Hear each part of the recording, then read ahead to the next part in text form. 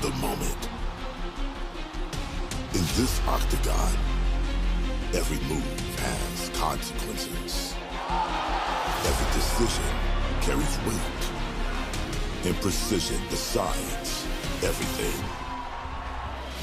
In a place forged by hard work. Only the toughest rise. LFA 230 starts now.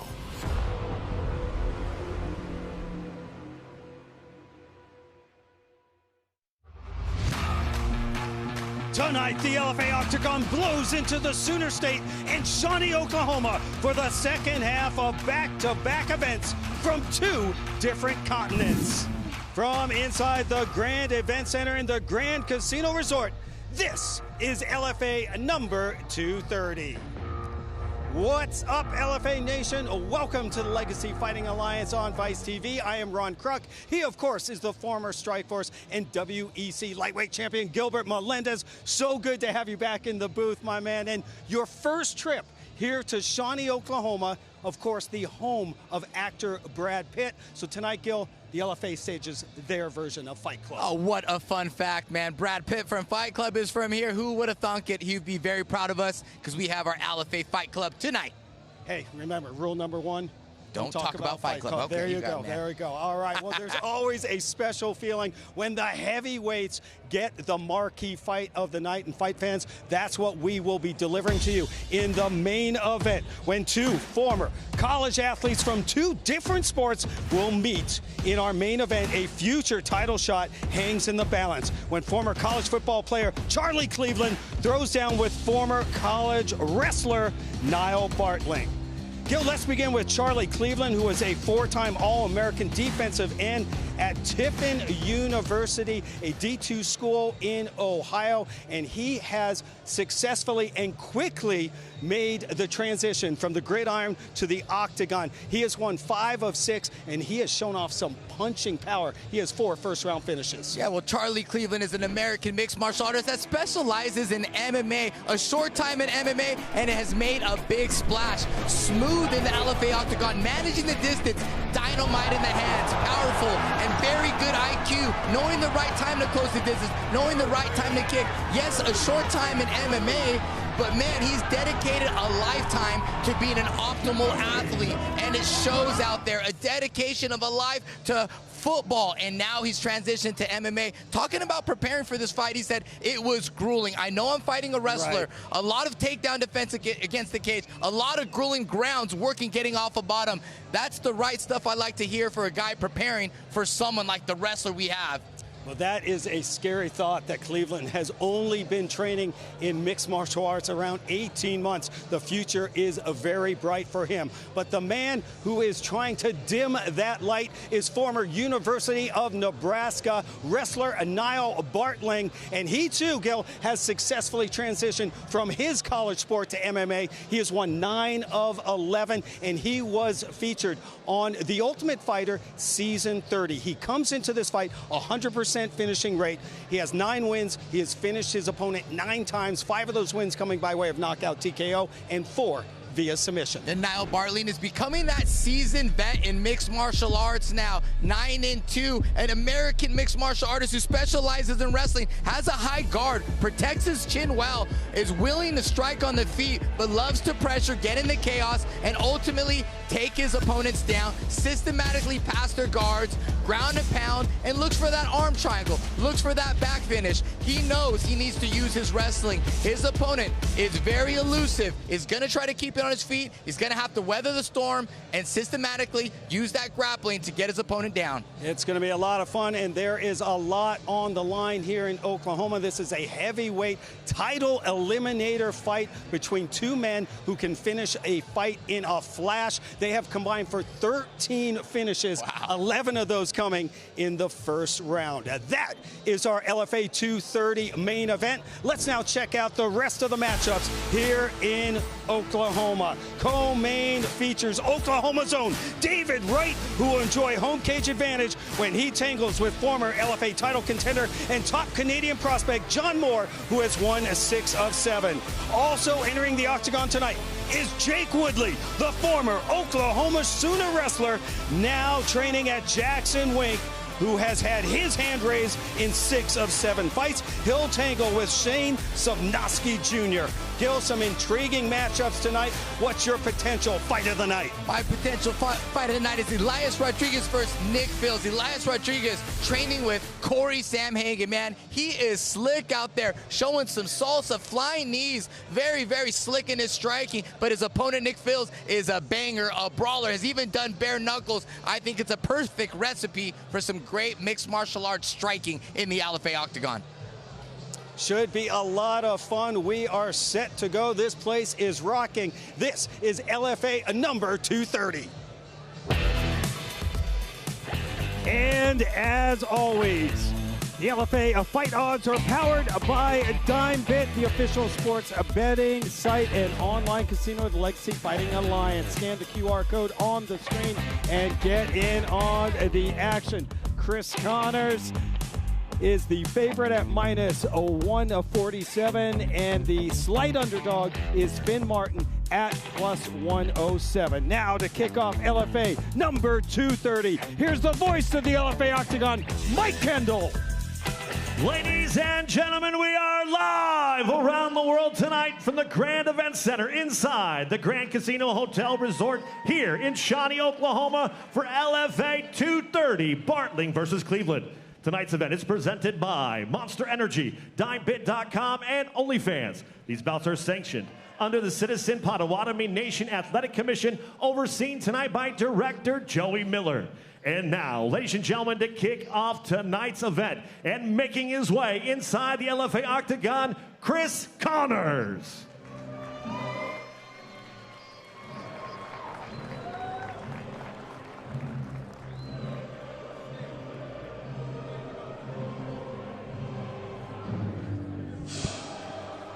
Coming off a win in his pro debut 11 weeks ago, St. Louis's Chris Carnage Connors looks to stay undefeated in his LFA debut tonight. 1-0 as a pro, went 6-0 as an amateur. He scored a win in his pro debut back in January. He comes in as Tapology's number 10 ranked light heavyweight in Kansas and Missouri. And Gil, he has a 100% finish rate as a pro and amateur. Scored a submission in his pro debut and had 4 knockouts and 1 sub as an amateur. Wow, 100% finishing rate. That's what the fans like. That's what we like. And more importantly, that's what the bosses look for and love. That's how you get signed to the next level. We want to see guys going for it, trying to conclude fights and finish, whether they go out on their shield or send someone out on their shield. But Chris Carnage Connors said, I promise fireworks. Yes, I can grapple. I'm working in that department, but I prefer to bang, man. I'm looking to catch my opponent on the way in, man, and I want to just keep training hard and keep elevating and show the world that I'm going to get a first-round KO and shock everybody tonight. The LFA debut of Chris Connors.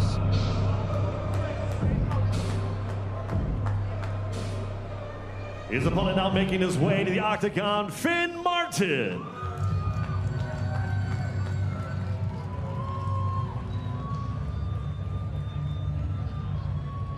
And after a win in his pro and LFA debut in October, unbeaten Army veteran Finn Martin returns to the LFA.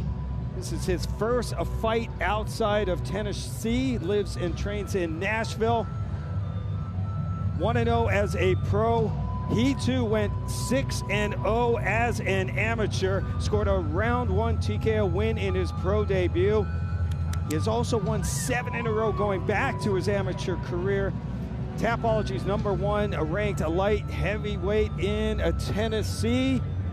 And he was stationed at Fort Sill in Walton, Oklahoma, United States Army post earlier in his life, Gil. Let's look at Finn Martin's highlights. A very excited fighter, not scared to exchange punches, throwing big punches in his first fight over there in Clarksville. Ultimately took him down, ground and pounded him. And when we talked with Finn Martin, he said, I wasn't very happy with my performance in there. I got a little impatient and rushed him with the striking. But he said, I'm going to learn how to be more patient, more focused out there. He said, listen, man, my opponent has good range. He's a great fighter, but I'm better than him everywhere. Put him against the cage, take him down, man. If it runs He's not scared to stand and bang with them. Absolutely not. Here's the tail of the tape for this 195-pound catchweight, powered by Dark Sport Athletics. Finn Martin, 29 years old. Chris Connors is a year younger. Martin, the taller athlete by 2 inches, but Connors is longer in the reach by 3 inches. Both fighters came in under the 195-pound mark. Inside to Mike Kendall. Fight fans, this contest is scheduled for 3 5-minute rounds in an LFA catchweight at 195 pounds, brought to you tonight by Dark Sport Athletics. Check them out online at darksportathletics.com. And now, ladies and gentlemen, introducing to you first, fighting out of the blue corner. This striker stands 6'1", weight in 192.6 pounds. He holds a 1-0 record. That win coming by way of submission. Representing St. Charles MMA, fighting out of St. Louis, Missouri, Chris Carnage Connors. His opponent across the octagon, fighting out of the red corner, is a grappler standing 6'3", weight in 194.2 pounds. He also holds a 1-0 record. That win coming by way of knockout. Representing Nashville MMA, fighting out of Nashville, Tennessee, Finn Martin. Your referee, Kevin Nix. All right, Bartling, we went over the rules in the back. I expect a good, clean fight. Touch close now. Go to corner B Warriors. Ring girl Audrey getting us set here for what a matchup. We have both fighters unbeaten, both earned wins in their pro debuts, and both have won 7 straight. That's how you kick off an event. Fighter ready. Fight! Chris Connors, blue tape, and Finn Martin with the red. We are underway from Shawnee, Oklahoma. This is LFA number 230. Catches the kick of Connors, but he caught it. Absolutely, Gil. He ate one, and now he's looking for a single leg takedown, and he gets it. Connors on the guillotine, lets it go. Great job for Finn to close the distance, 8-1 on the way in, but now this is where he wants to be in the half-guard position. Gonna see what Connors can do on his back. Finn Martin, grappling specialist, brown belt in BJJ, picked up jiu-jitsu after high school wrestling. He was a state champion wrestler at Radford High School in Virginia. And Chris Connors gives up the back and gets taken down again. Nice mat return for Finn Martin. Chris Connors, though, great job on working his way to his feet. Doesn't want to settle, doesn't want to stay here. Connors, the St. Charles MMA product. Trains with Jackson A. Really good wrestling, riding by Finn Martin here. Holding that wrist of Connors. Connors lets it go. And the scramble, Finn Martin ends on the back of Connors and plants him down for a 3rd time here in the opening frame. Huge mat return.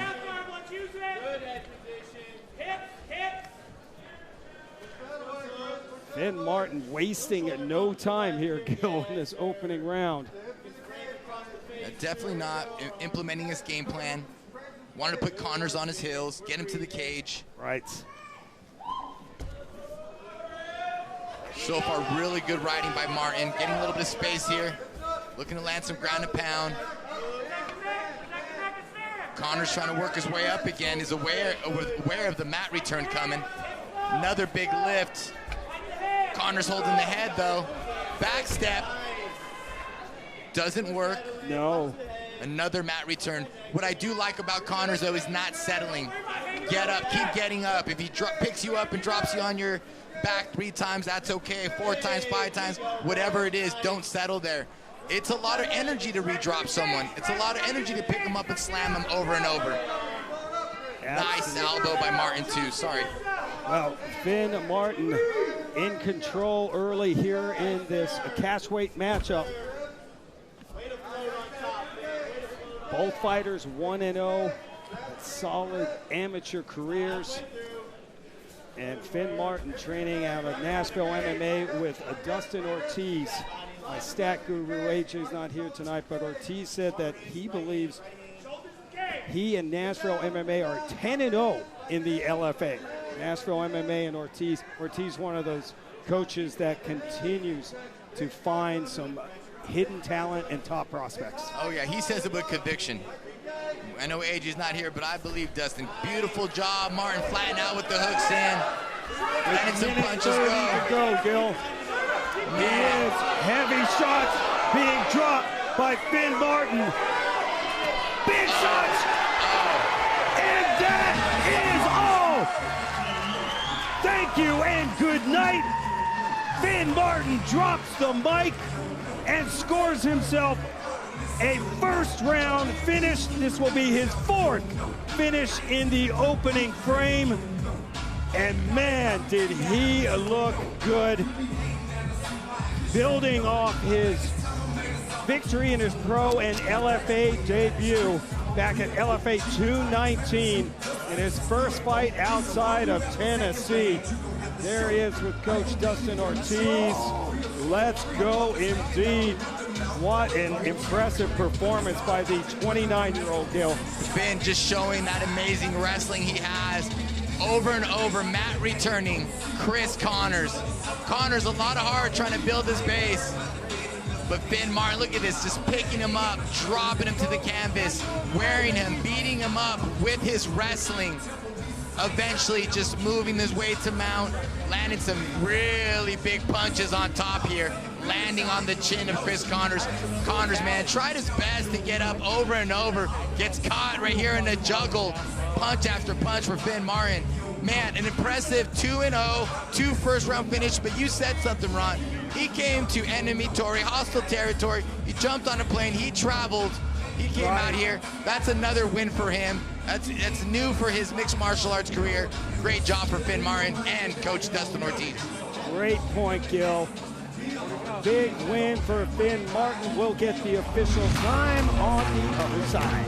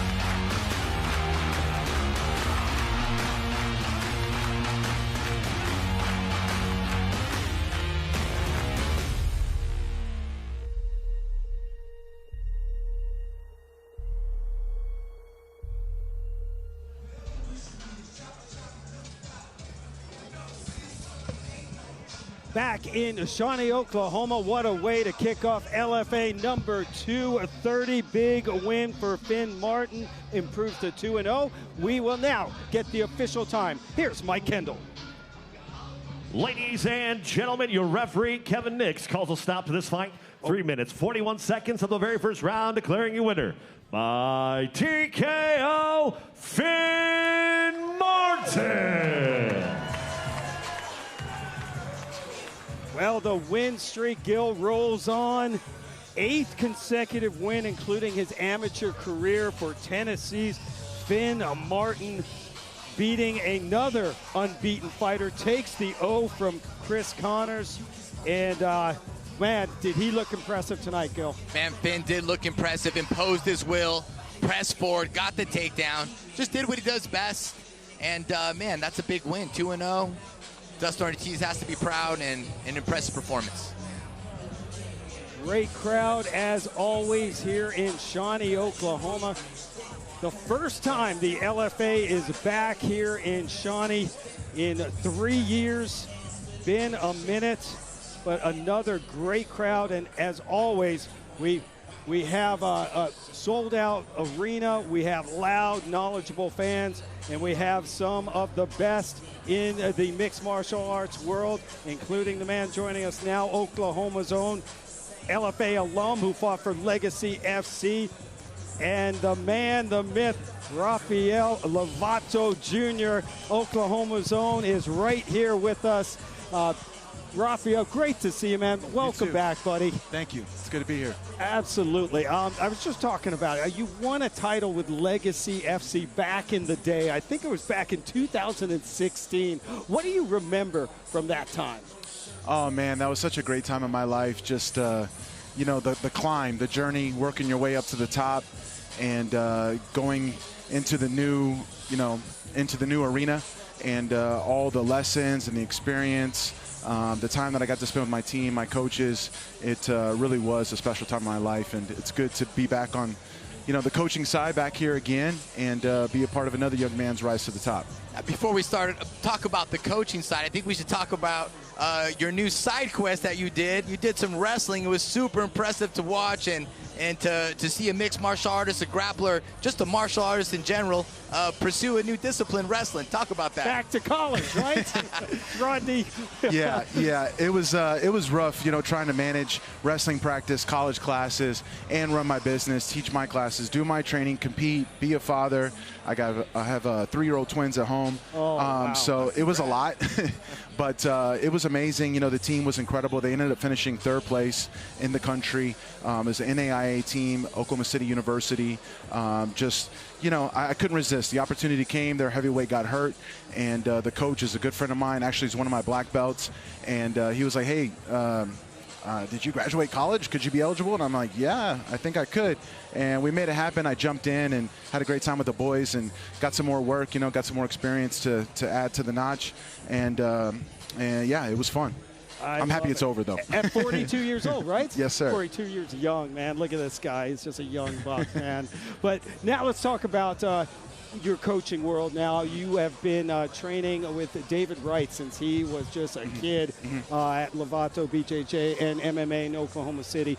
He had so many nice things to say about you, Coach, saying that you were not only his professor and his training partner, but you're like a brother to him. Talk about the relationship with David Wright. Man, he's a really special kid. You know, obviously he has a lot of athletic ability, you know, just a beast in every way. He had multiple scholarships for college in different sports. But what I love most about him is just his hunger to learn. He's so humble. He shows up every day, works super hard. He's really the hardest working person in the room, listens, does all the things he's supposed to be doing outside the academy as well. And, you know, he has a family, a young boy and a baby girl, and he's just been doing everything right. And, you know, he really deserves everything that's coming to him. He's put in the work, and he's hitting new levels. Yeah, for those of us that haven't seen David, what can we expect to see from him? What kind of fighter is he? Man, he's explosive. All of his victories have been a finish, submissions, knockouts. He's got power in both hands. He has wrestling experience. Obviously, he's one of my jiu-jitsu students. He's a multiple-time no-gi world medalist. So, you know, just a well-rounded, complete fighter that is looking to finish the fight the whole time. Expect violence, for sure. Well, we can't wait. I know you got to get backstage and get coaching again, but anytime you do an MMA event here in Oklahoma, you have to have Rafael Lovato Jr. And a fond memory for me, Rafael, was when you and I got to call some fights here as well. That was a blast. Maybe you can join Gilbert and me and yeah, let's one go. of these times. I'm Let's ready. go. I can't wait. All right, Coach, go do your thing. We appreciate your time. It. Thanks, buddy.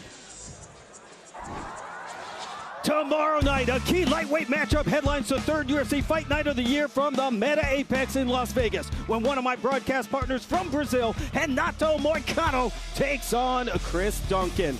LFA alumni will be well represented as always, with 13 former athletes, including a pair of past title holders. The former heavyweight champ, Thomas Peterson, and the past middleweight kingpin, Azamat Bakoyev, will enter the octagon, and the co-main event will feature LFA alum Baby Shark Tabitha Ricci, who went a spotless 3-0 in the LFA.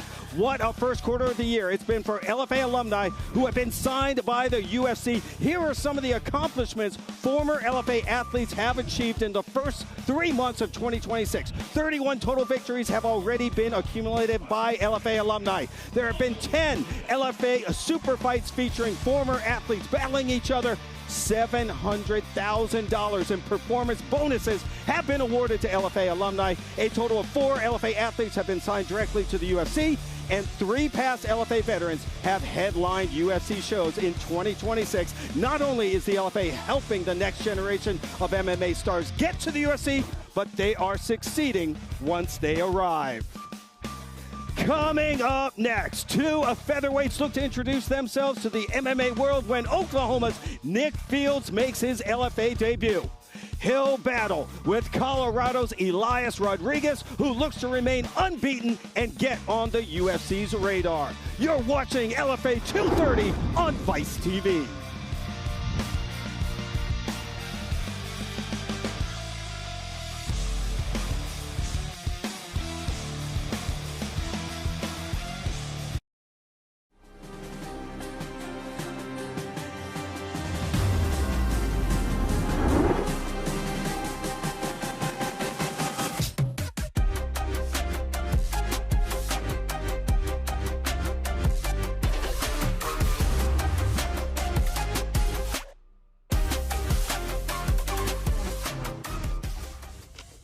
April 17th, the LFA returns to the Mystic Lake Casino Hotel in Minnesota.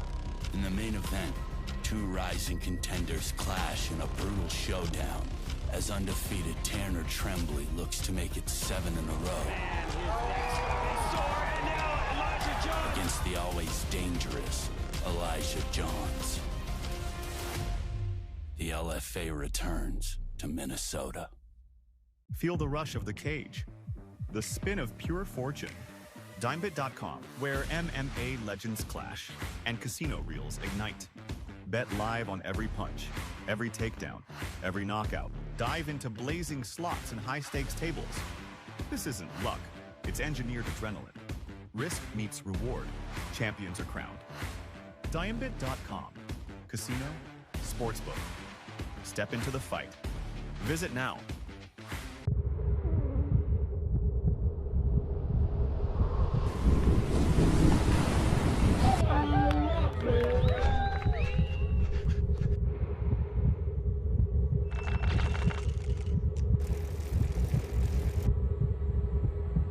Bruce Irons. One of the best 2 riders in the world. Bruce Irons.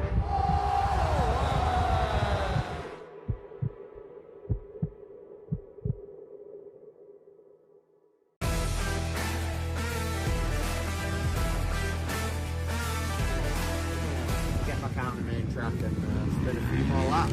We are at Hampton Downs in Auckland for the last race of 2025. Today we're looking at the top 3 moments from our 2025 season. First up is Daytona. We are here to show you a typical day of training for Dakar 2025. Who am I? I'm a champion. Yes!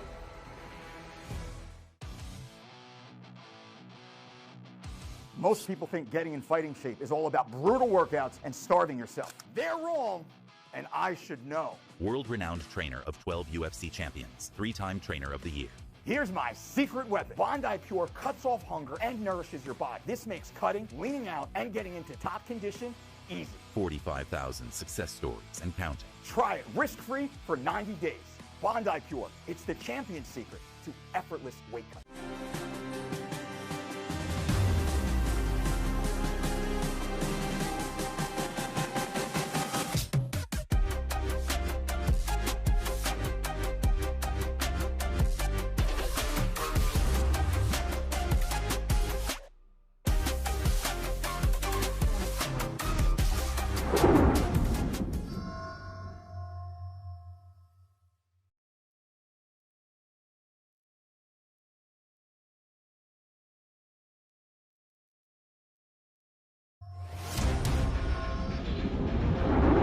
Welcome back to LFA 230 on Vice TV.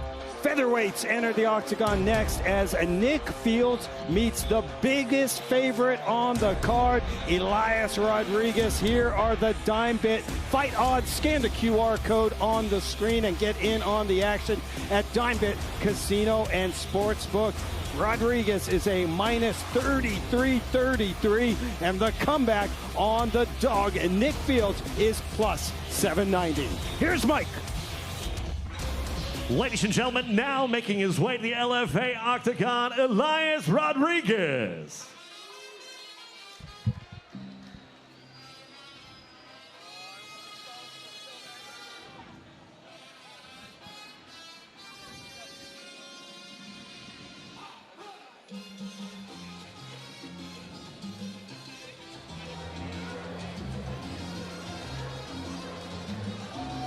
Just a few days after his 25th birthday, unbeaten, Elias Rodriguez looks to remain unbeaten and improve to 4-0. 3-0 as a pro, went 5-0 as an amateur. So if you do the math, he has won 8 straight. 100% finishing rate, a couple knockouts, and a submission win. 4th LFA appearance. All pro fights have been right here in the LFA octagon, and he always entertains. Gil, he's coming off the fastest finish of his pro career. Took 3 minutes and 43 seconds to score a first-round knockout of Dylan Booker back at LFA 219 in October. Elias Rodriguez, a Corey Sam Hagen protege, as you can see in his fighting style, you know, very light in his feet, sets up a lot of traps, sticking and moving, great combinations, loves the flying knee, loves exchanging punches, a proud Dominican, man. You know, he does a little salsa out there. Say, watch my salsa. Yeah, man, he's a great fighter. He's improving. He said a lot of drilling with Sam Hagen this fight, hours of it, drilling and sparring and brainstorming. It's like, you know, they're bouncing off ideas. It's like he's getting Sam Hagen's respect now a little bit more, a student, but also a teammate now. Really great to see his growth. Elijah's, he's on the rise. It was funny when he said, I'm Dominican and I'm bad at baseball, but watching Team USA in the World Baseball Classic, I really wish I was better at baseball. Well, I'll tell you what, man, he could swing them. Well said, absolutely. His opponent now making his way to the octagon, Nick Fields.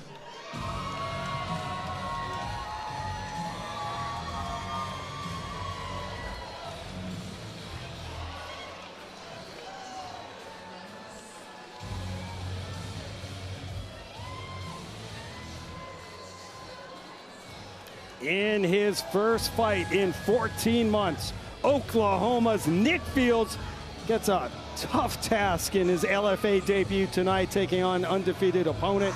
But he comes in with a 100% finishing rate as a pro, 3 knockouts and 2 submissions. As an amateur, had 4 KOs and 2 submissions. But Gil, 4 first-round finishes, comes in as Tapology's #4 ranked featherweight in Oklahoma for his LFA debut. Yeah, Nick Fields is tough. He's a banger. He's aggressive. And he says, I'm always looking for the finish. I'm always looking to entertain.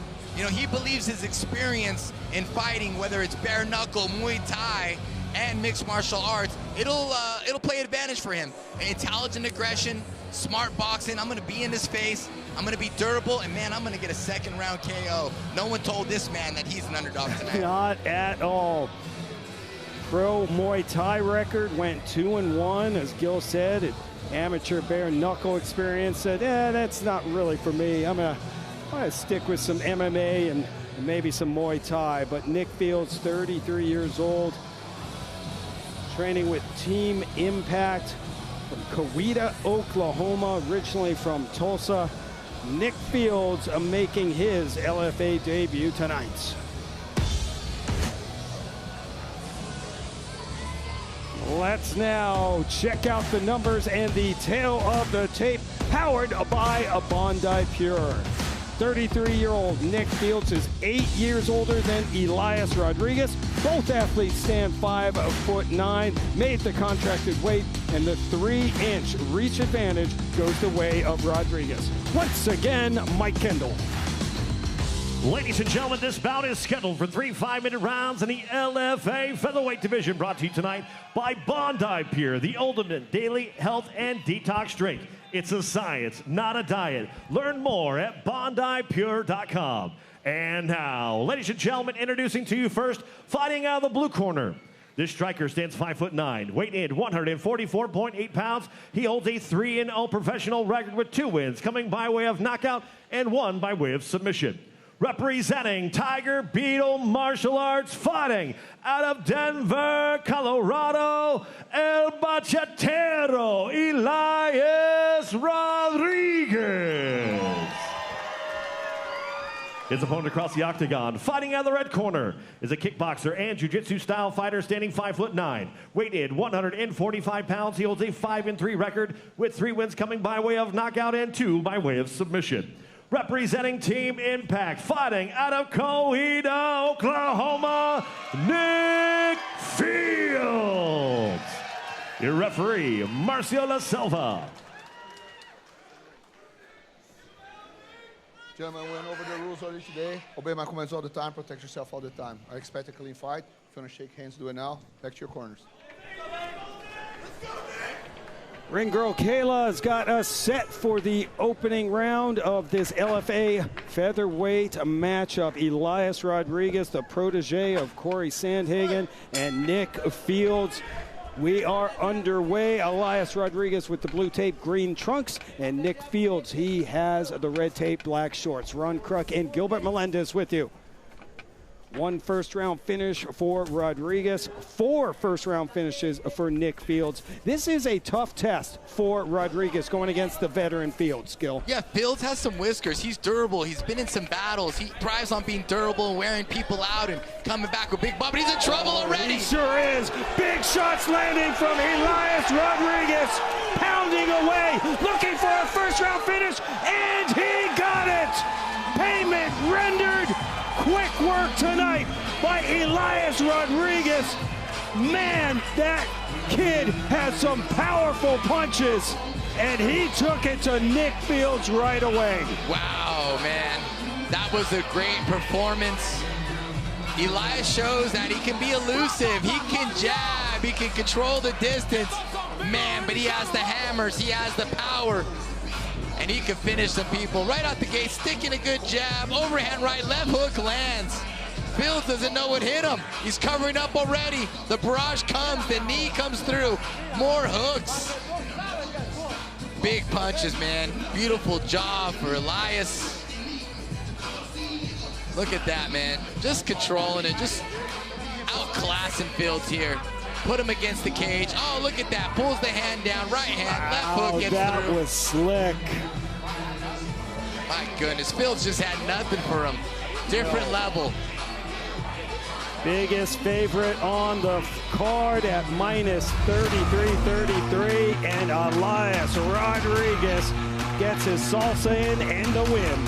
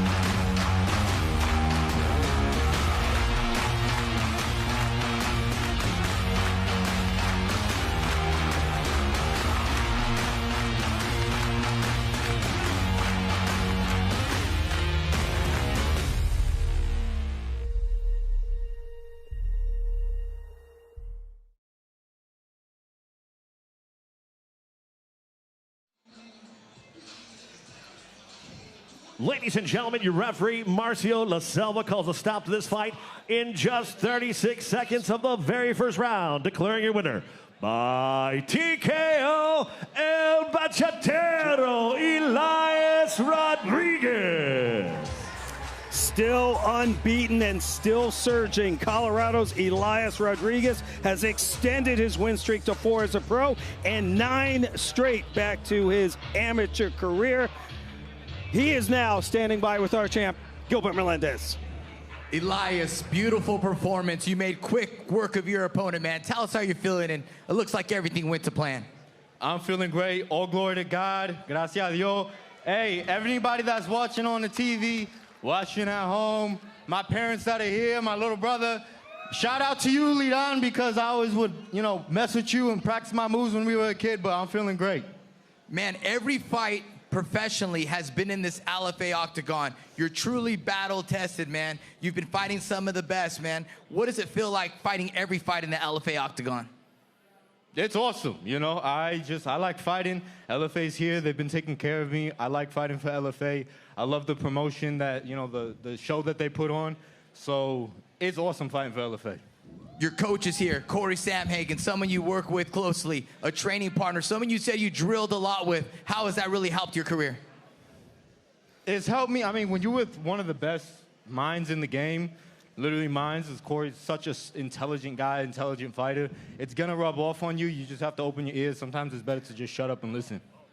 Man, you said you were going to do some salsa out here, man. You perform big. What do you want next in your fight career? I want to get another fight. I want to get to the UFC. I don't know how many I need to get there, but I'm going to be in the UFC. I'm coming for all y'all heads. Estos son Fibro Dominicano, loco.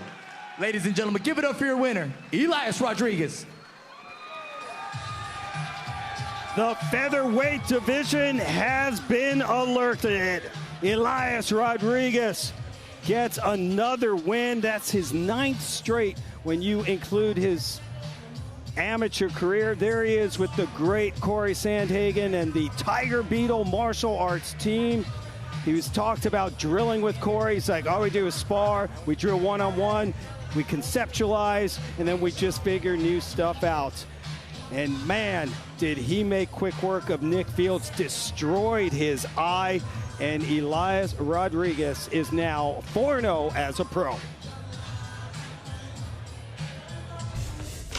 On April 17th, the LFA returns to the Mystic Lake Casino Hotel in Minnesota. In the main event, 2 rising contenders clash in a brutal showdown as undefeated Tanner Tremblay looks to make it 7 in a row. Against the always dangerous Elijah Johns. The LFA returns to Minnesota. The Mystic Lake Casino Hotel in Prior Lake, Minnesota plays host to LFA 231 on Friday, April 17th. And an important featherweight showdown headlines. The former 145-pound champion, Elijah Johns, looks to earn his 9th career win in the LFA octagon and take a step closer to reclaiming his belt when he battles with Minnesota product and former St. Cloud State wrestler Tanner Tremblay, who has won 13 straight fights, including his amateur career. As always, the card in Minnesota is loaded.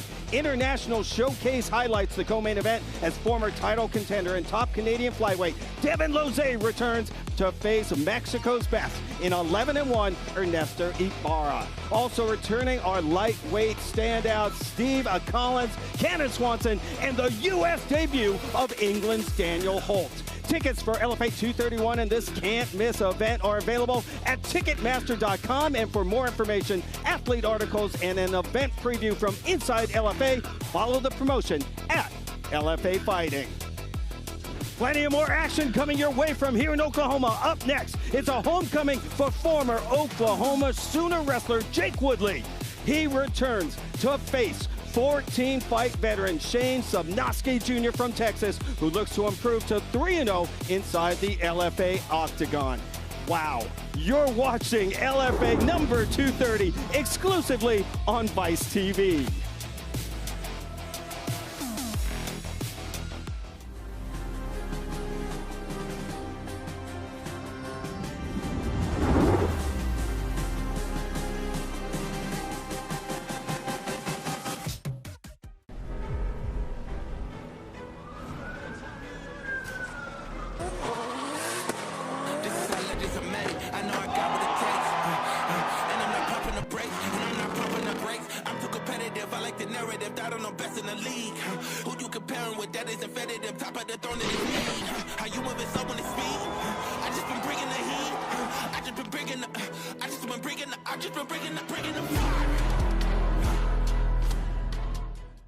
The future of fortune. The edge of exhilaration. At Dimebit.com, the odds are rewritten, the stakes are redefined, and the thrill is unparalleled. Not just a game, a revolution in motion. Imagine a world where every wager is a step closer to the ultimate prize. When the world plays safe, you play smart. Dimebit.com, casino, sportsbook, your playground of possibilities. It's engineered adrenaline, push past the boundaries, defy expectations. Visit us now. CPI, stem cells, they could do some wild shit down there. My shoulder was jacked. I went down there, worked, man. Eric Anders' neck was up, and then he went down and got stem cell treatment. Now it doesn't bother him at all anymore. I definitely recommend CPI. It's changed my life. The best stem cell clinic in the world. I just come and I do stem cells to make sure that I'm resetting my body and staying healthy. It regenerates tissue, reduces inflammation. The results are amazing. When it comes to the science of stem cells, no one comes close to CPI. There's not even a close second.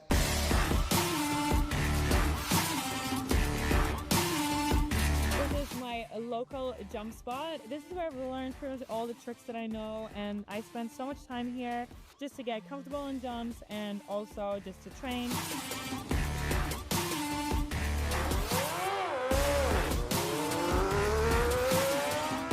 The condition is like -15, so the feeling temperature is like -25. Today is tournament day. We're going to be taking you through from start to finish. Hopefully we win the whole thing and celebrate with y'all.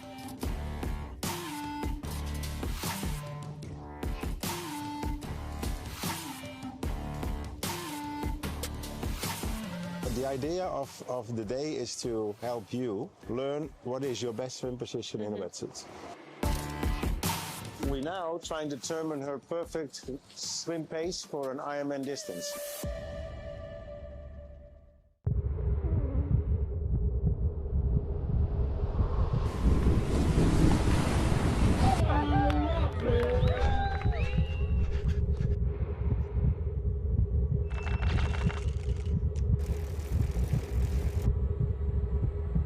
Bruce Irons. One of the best tube riders in the world. Bruce Irons.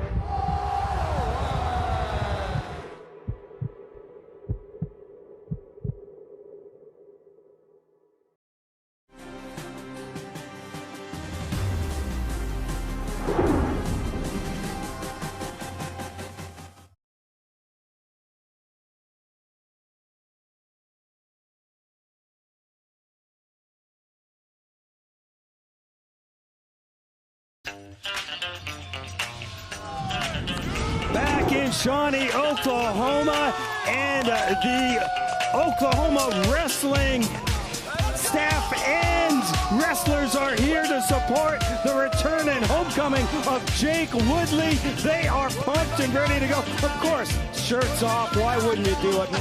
They are super excited to see the return of the milkman, Jake Woodley, the former Sooner wrestler.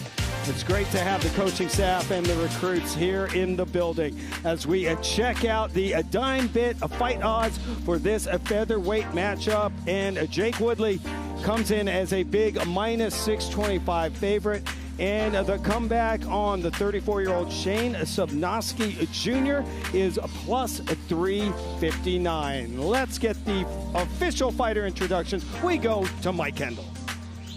Ladies and gentlemen, now making his way inside the LFA Octagon, Shane Sobnosky Jr.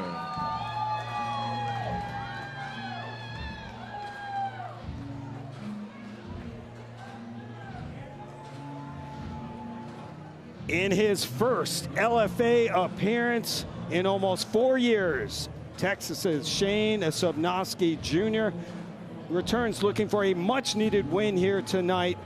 He's 2-0 inside the LFA Octagon, but he's in the middle of a 4-fight losing skid. Had a 6-fight win streak before this current skid. Third LFA appearance. Scored a TKO win back at LFA 134 in 2022, Gil. Man, Sobnosky's an interesting guy. He's the entertainer. Believe it or not, he works at a circus, man. He lays on nails. They put bricks on him. He's a carny, man. They break bricks on him. He's durable as heck, man. But talking with him, he's also a smart guy who loves to fight. He knows he's against a tough wrestler. He's talking about, man, I really got to discourage this wrestler by not letting him take me down, or if he does take me down, I bounce right back up. I have to be slippery out there, and then I got to just, you know, see how I do on my feet, man. Let's see if we can bang it out. That's his best bet.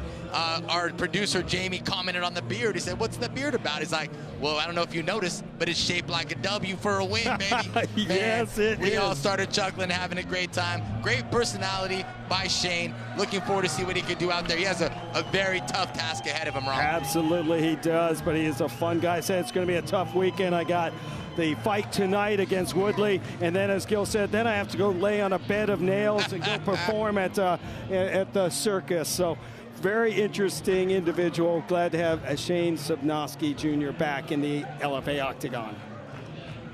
His opponent now making his way to the Octagon, Jake Woodley.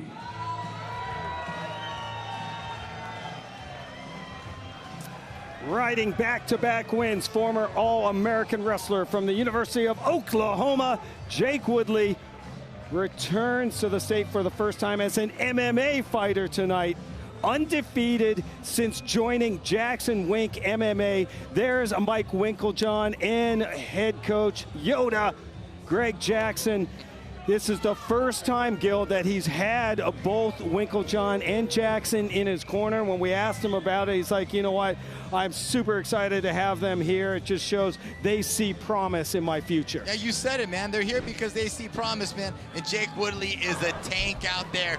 Big, heavy hand, throws big punches, man. Wrestlers, man, they just naturally can throw big power punches to overhand rights, but always leaning on his wrestling, which he does so well. Blast doubles, slamming him, just a juggernaut out there doing what he does best, which is tenacious wrestling. Said he did a lot of sparring with Hokin.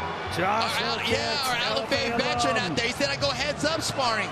Instead of doing refresh guys in, I really like how he talked about that. Heads up sparring really tests you against that opponent because you make adjustments throughout the rounds and you're both swinging till the very end and you don't even want to lose in sparring. Of course, speaking of unique individuals, Josh Hokett killing it in the UFC now. He said, listen, one thing advice he gave Jake Woodley was, you gotta take your post-fight interviews up a notch, go to the next level, go crazy. I don't think going to Hokett level is really great for him, but good advice anyway. Well, I'm not surprised that was his advice. This amazing D1 wrestler, great fighter, great everything, gives him advice on a post-fight speech out here. That means Jake Woodley probably has a lot of boxes checked already. I can't wait, and there's Holly Holm in the audience as well, part of Jackson Wink MMA team supporting Jake Woodley.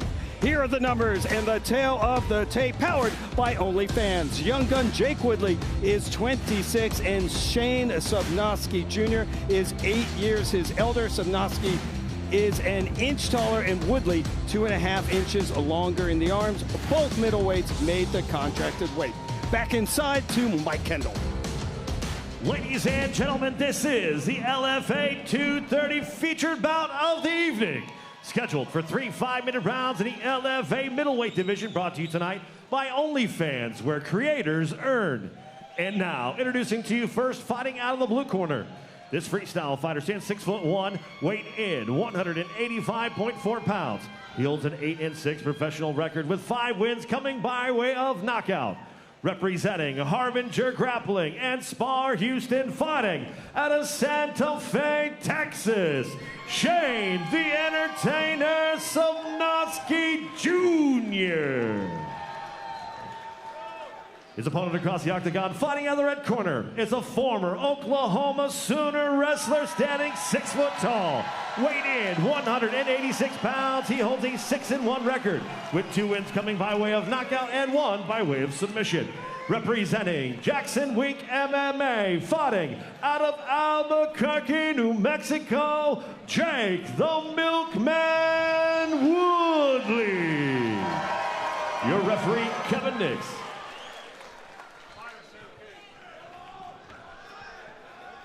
All All right, fighters, we went over the rules to the back. I expect a good, clean fight. If you like to touch gloves now, go to corner B Warriors. The homecoming for that man, Jake Woodley, former Oklahoma Sooner wrestler. As Ring Girl Summer gets us ready for this important middleweight matchup, Shane Sobnosky Jr. has nothing to lose in this fight, Gil. Great point. Oh, big overhand right to the takedown. Classic Woodley. Absolutely, just like that. Big shot leads to the easy takedown. Sobnosky, though, with the purple belt on the short, showing, hey, man, I got some grappling here. Already working the butterfly, trying to get a sweep here. Woodley doing a great job of elevating the legs and sagging his weight back. Lifted Woodley off the canvas there for a second. Jake Woodley said, guys have got to respect my hands, and then the takedowns come easier. And that was a huge, huge shot that led to that takedown. That's correct. Now Woodley's on top where he wants to be. Neutralize some of that jiu-jitsu. Opening up. Very intelligent. Land some strikes and then back to neutralizing the jiu-jitsu. Sobnosky Jr., as Gil mentioned earlier in the walkout, his plan was, if I get taken down, I just got to get up. Can he accomplish that goal? Easier said than done, for sure. Definitely doing a good job of trying to activate his guard, whether it's butterfly. You could see him binding his right leg behind the left leg of Woodley, trying to straighten it out, create some sort of space, some sort of momentum where he could slip out. Woodley obviously respecting the grappling as well, not just forcing himself in the guard, which is intelligent. You got to grab your information, your data before you start striking. Good old cradle here, Wrestling 101. Man. His team's probably getting happy. There it is. I can hear them behind us. They're going nuts already. Sobnosky Jr., a 14 MMA fight veteran. But he's got the former Sooner wrestler on his back now, and he is throwing some heavy leather. Oh, man, Ron, that is heavy leather. It sounds like an understatement, man. Beautiful job by Woodley. I love how he's riding the hip, blending his wrestling with big power shots. Those were powerful shots, Gil. Double leg lift. Big sidewalk slam. The big takedown from Woodley. And just past the midway point of this opening round. Kimura grip for Sobnosky. Trying to slow down the onslaught of Jake Woodley here in the first round. Woodley already making some intelligent decisions. Really good balance between riding and controlling, but also doing damage and looking for the right opportunity to blitz and put pressure and look for the finish. Respecting the Kimura grip here, though.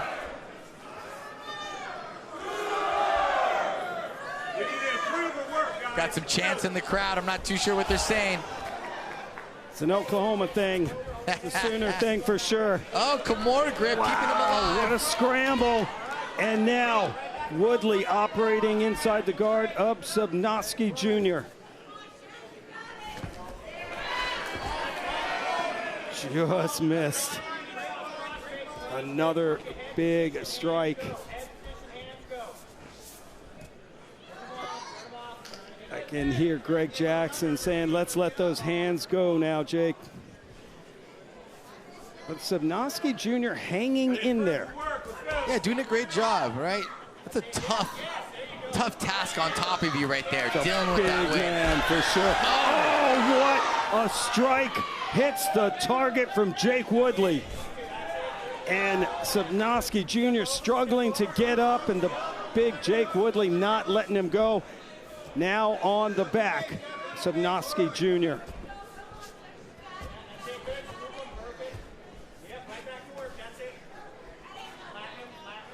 Now holding Woodley close, eats a shot for his trouble. A little bit of scrambling here. Sobnosky trying to get to his knees, see if he can disengage.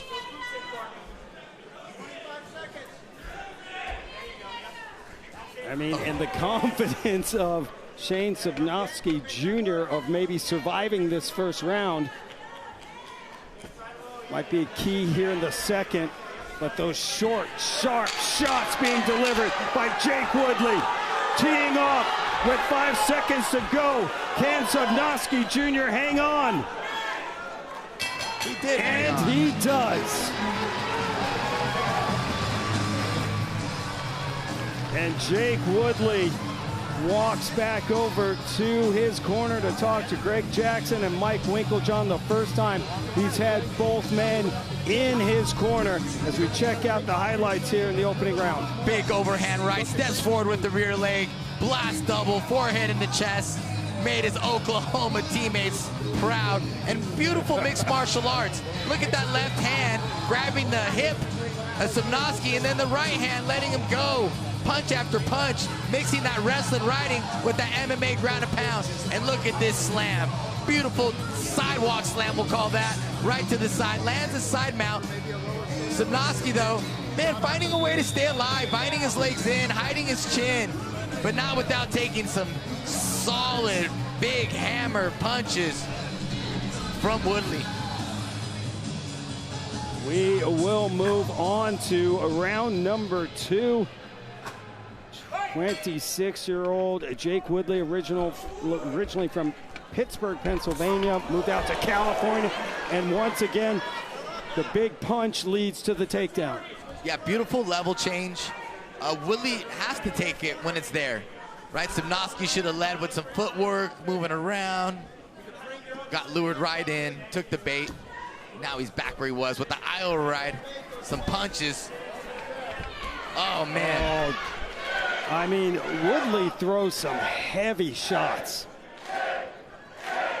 That opening round, complete domination. Woodley outstriking Sobnosky Jr. 48-2 and had 4 minutes and 33 seconds of ground control. Good domination. That's quite an opening round for the former Sooner wrestler. Woodley really pushing the wrestling today, man, not giving Sobnosky any room to breathe.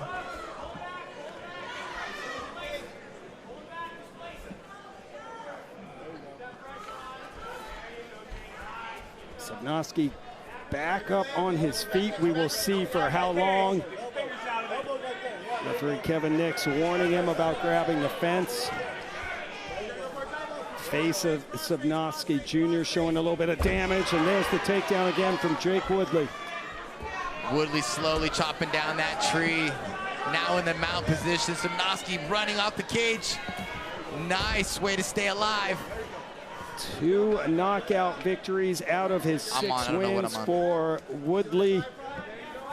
I'll say a submission win. He scored a rear naked choke. 6-1. Jake Woodley, Jackson Wink MMA product. Said he's training with Josh Hokett, but also with Curtis Blades. Those are a formidable pair, yeah. The big guys to work out with. Well, and that's exactly what he said. He said, I had to get to a place where I could be challenged by some big men, and he is.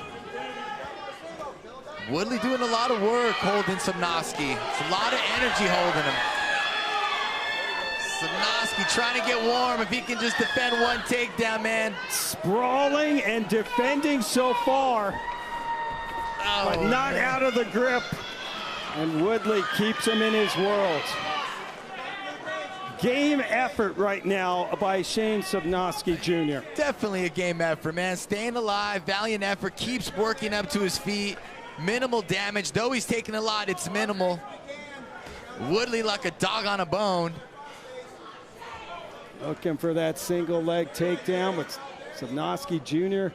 able to fend it off for now, but ends up on his back again.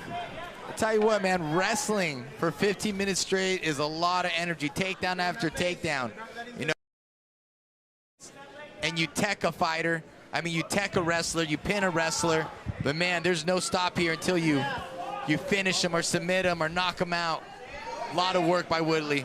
Respect to be able to wrestle at this pace. You bet. Putting in some work tonight. His homecoming for Jake Woodley. Teammates from OU here, some coaching staff, some recruits, and OU had a pretty solid year. They made some noise at the NCAA Wrestling Championships. How'd they do? They were, I'm not exactly sure where they finished, Gil, but I know they had some guys move on to the second days, and you know, they hung in there. Absolutely. Beautiful, has the wrist control.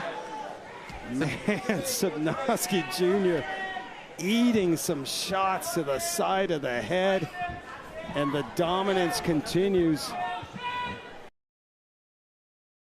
Woodley now landing 27 strikes out of 30 thrown here in the second round. Outstriking Sobnosky Jr. 82-3 right now. Oh my goodness.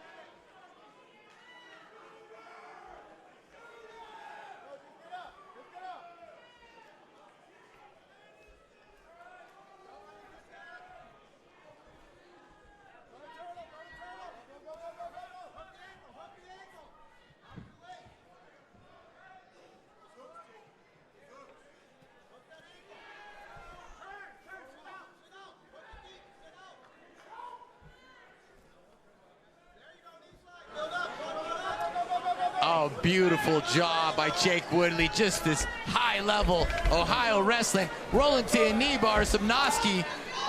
Man, Sobnosky is kept alive this whole time. Incredible, Gil. Incredible. But man, Jake Woodley has really done an amazing job of blending his wrestling with some vicious ground and pound. It's been complete domination by Jake Woodley, the former Oklahoma Sooner wrestler, but somehow the veteran Shane Sobnosky Jr. has held on and is going to take Jake Woodley 10 to seconds a decision. left. Way to finish, Woodley. Holy smokes. Woodley did everything he could to try and finish Sobnosky Jr., but the durable Sobnosky Jr. hangs on, but Jake Woodley today. All Jake Woodley is correct. Phenomenal wrestling, D1 wrestling, put it to work. Amazing conditioning to be able to wrestle for 15 minutes. College wrestling matches are 7 minutes for a reason. There's such explosion. It's a hard pace to keep up. But man, Jake Woodley put the wrestling pressure on for 15 minutes with some phenomenal ground and pound, riding the hip, beautiful punches. Man, Greg Jackson, Winkle John, standing proud, Holly home proud. Jake Woodley hoping to go to 7-1. Has some of his former OU teammates here in the building in Shawnee, Oklahoma. Jake Woodley walked out to the song Tornado Warning. And Are Gil, you kidding me? I am not kidding. That could have been a sign, because there are major tornado warnings all around Shawnee right now. Oh my goodness, can you please not tell my wife that right now? I'm sorry, I just report the news. Man, well, I think I might have seen nearly everything there is to see in MMA now. The lights went off, 30 seconds left. Woodley keeps pushing. Sobnosky keeps fighting. The ref is in it. The whole audience throws their lights on their phone. We're just wondering what's going on, but I'll tell you what, man, the show must go on. Absolutely. Great job for everyone reacting here, you included, Ron, the fighters, too, everybody. We have seen it all, and now we just add another chapter to the book. I love it, man. It never ends here. Just when you thought you've seen everything in MMA, well, we have a tornado warning in Shawnee, Oklahoma. The whole Grand Event Center and the Grand Casino Resort lost power. We got it back up. The fight continued. As Gil mentioned, they fought for at least 30 seconds in the dark before the second round ended. Then we had a long wait in between the second and third, trying to get the TV truck back up and powered up. And finally, the commission here in Oklahoma said, listen, we've waited too long. We gotta get these guys back in action, which I think really, Gil, listen, I'm a TV guy and I wanted to see, I'm sure all the fans wanted to see the finish of this fight, but I get it. You can't have guys standing in the octagon for 15 minutes. Great point, Ron. Yes, the TV side of you screamed, hey, man, we want to take care of the fans watching outside, but fighters first, man. They were cooling down out there, and I'll tell you what, I know some of the fans missed it, but it was a great start back to action because both gentlemen were able to take at least a 3-minute rest to charge their batteries up. So it was two bulls colliding again, and just like the first and second round, Jake Woodley dominated the wrestling. A little bit extra vicious ground and pound you guys didn't get to see, but my goodness, what a great time.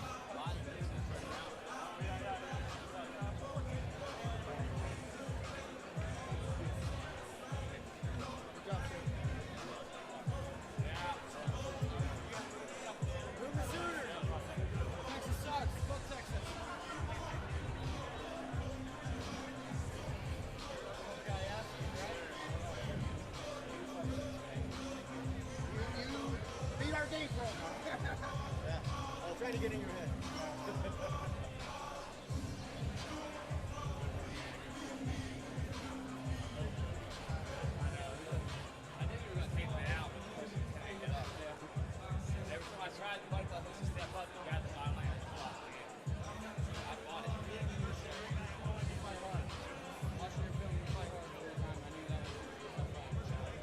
Back in Shawnee, Oklahoma, and a spot known for severe weather. Well, Jake Woodley walked out to a song called Tornado Warning, and that might have been a sign because we lost all power here at the Grand Casino Resort in Shawnee. We are sorry that the lights went out. The fighters kept fighting, Gil, for the last 30 seconds of that second round. Yes, and then they went back at it in the third. Yeah, the lights went out, man, with 30 seconds left to go. The guys kept fighting, man. But Jake Woodley, just a lot like the first and second round. Beautiful Oklahoma-style wrestling and riding and blending it together beautifully, using his left hand to control the hip, stepping over with the Iowa ride with the left leg, and look at those hammers of right hands landing at Sobnosky over and over. Credit to Sobnosky for staying alive, weathering the storm, taking least damage as possible. But my goodness, again, that wrestling was powerful. Our boy Woodley is a juggernaut out there, landing on top, doing vicious ground and pound, and is on the radar. Outstruck Sobnosky Jr. 140-8 and had over 12 minutes of ground control. Let's now make it official. Inside to Mike. Ladies and gentlemen, after 3 rounds, we go to the judges' scorecards, and the judges score this bout 30-27, 30-26, and 30-24, all for your winner by unanimous decision, Jake the Milkman Woodley.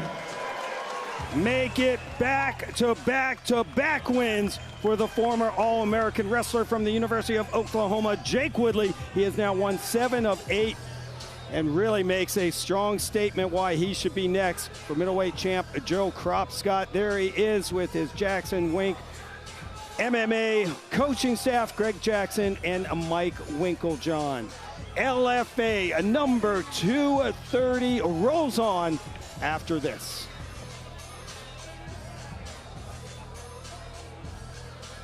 Get ready for a triple header of LFA events coming up in May. It all begins on Friday the 15th when the Foxwoods Resort Casino Hotel in Mashantucket, Connecticut plays host to LFA number 232, and 2 top featherweights square off for the belt former champ Le'Veon Douglas vacated when he got the UFC call-up when Eric Visconti clashes with undefeated Gustavo Pintos. Tickets are on sale now at Ticketmaster.com.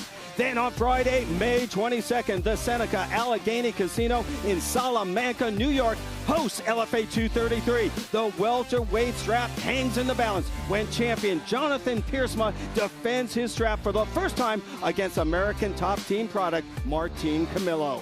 Get your tickets for this must-see event at Ticketmaster.com. The triple header concludes with LFA number 234 on Friday, May 29th from Brazil for the promotion's 3rd international show of 2026. Light heavyweight title holder Lucas Fernando locks horns with challenger Leon Suarez. For more information on what will be a memorable May, follow the promotion at LFA Fighting on all social media platforms or check out LFA.com.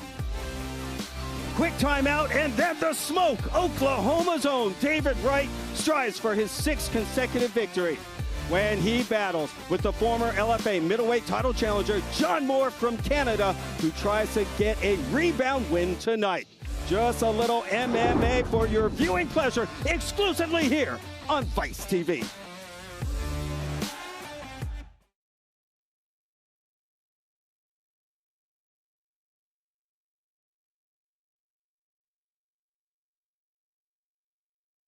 Ladies and gentlemen, at this time, I need everybody to start making their way towards the exit. Stay inside the building. I'm not sure exactly where they want us to go.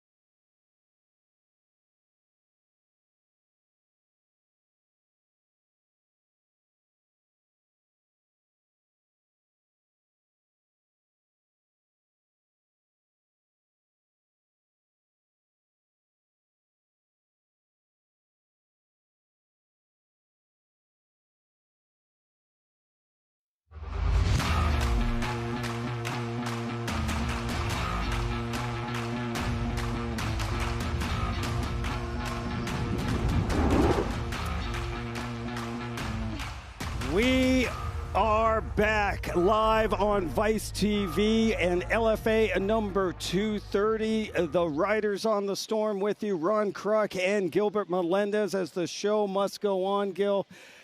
A truly unprecedented situation here in Shawnee, Oklahoma, as tornado warnings and major thunderstorms knocked out power here at the Grand Casino Resort. It was during Jake Woodley's fight. Power was lost. They did restore it, Gil. But then as we were continuing to go on, we were evacuated to a safe area because of the tornado warning. Everyone in the building left. Safety first, of course. We were evacuated for about 30 minutes, Gil. Pretty scary situation. We were brought back in, and now the tornado warning has been cleared, and the show must go on. But, my man, we've been doing this a long time. There's another chapter for the book. Yeah, I've been in the sport of mixed martial arts for a long time. I thought I've seen everything there is to see in this sport. But for the lights to go out, the power to go out, for everyone to tell us, hey, man, there's a huge storm. And then you hear the sirens go off, beep, beep, beep, loud. Everyone, time to evacuate. We had to step out, and we had to, you know, go to a safe place for a while, wait till things are clear, and here we are, man. Very scary stuff, but we're back. Yeah, we are back. We appreciate the prayers being sent our way for everyone here in Shawnee, Oklahoma. We got through 3 fights here tonight, and we were rolling, man. We had some great action with the 3 fights. And it all began early with Finn Martin taking on Chris Connors, Gil. Battle of undefeateds, both coming in at 1-0, and it was all Finn Martin in this one. It was Finn Martin, blitzing forward, 8-1 on the way in from Connors. But, man, Finn Martin's mat returns were what really did it for this fight. Over and over, Connor nearly getting up, did not build the hands, and Finn Martin was able to pick him up and drop him to the ground. About 4 mat returns before he was able to progress to the mount position, land some vicious ground and pound. 11-0 for Coach Dustin Ortiz in the LFA Octagon. Nashville MMA, they are rolling. Finn Martin looked really good. And then it was Nick Fields coming in to take on Elias Rodriguez, who was looking to stay undefeated, and he made quick work of Fields. Man, Elias Rodriguez is known for being slick, fast, elusive, flying knees, but man, he showed his power, his aggression, and when he senses blood, he goes for it. And man, he said, you're gonna see some salsa tomorrow night. Proud Dominican, Corey Sam Hankins' protege. Second first-round finish for him, and then it was the homecoming of that man, Jake Woodley, take on Shane Sobnosky Jr., the former Oklahoma Sooner wrestler. Jake Woodley, big bombs that led to the takedowns, and then it was a ground and pound fest from there on. Jake Woodley was a juggernaut out there, pressing forward, using his Oklahoma wrestling, bringing his opponent back to the canvas over and over. But I was really impressed the way he blended his wrestling with his ground and pound, riding the hip, landing some big ground and pound. But what's super unique about this fight, mid-second round, 30 seconds left, the lights go off. Everyone pauses except for the 2 men in the center of the LFA and our Octagon. Referee. They kept going. They kept going, man. It was Jake unbelievable. And how about the fans here in Shawnee? Everyone took out their phones, put the flashlights on, trying to give the fighters some light as they continued on. Sobnosky Jr., give him credit for surviving that fight. A very durable guy.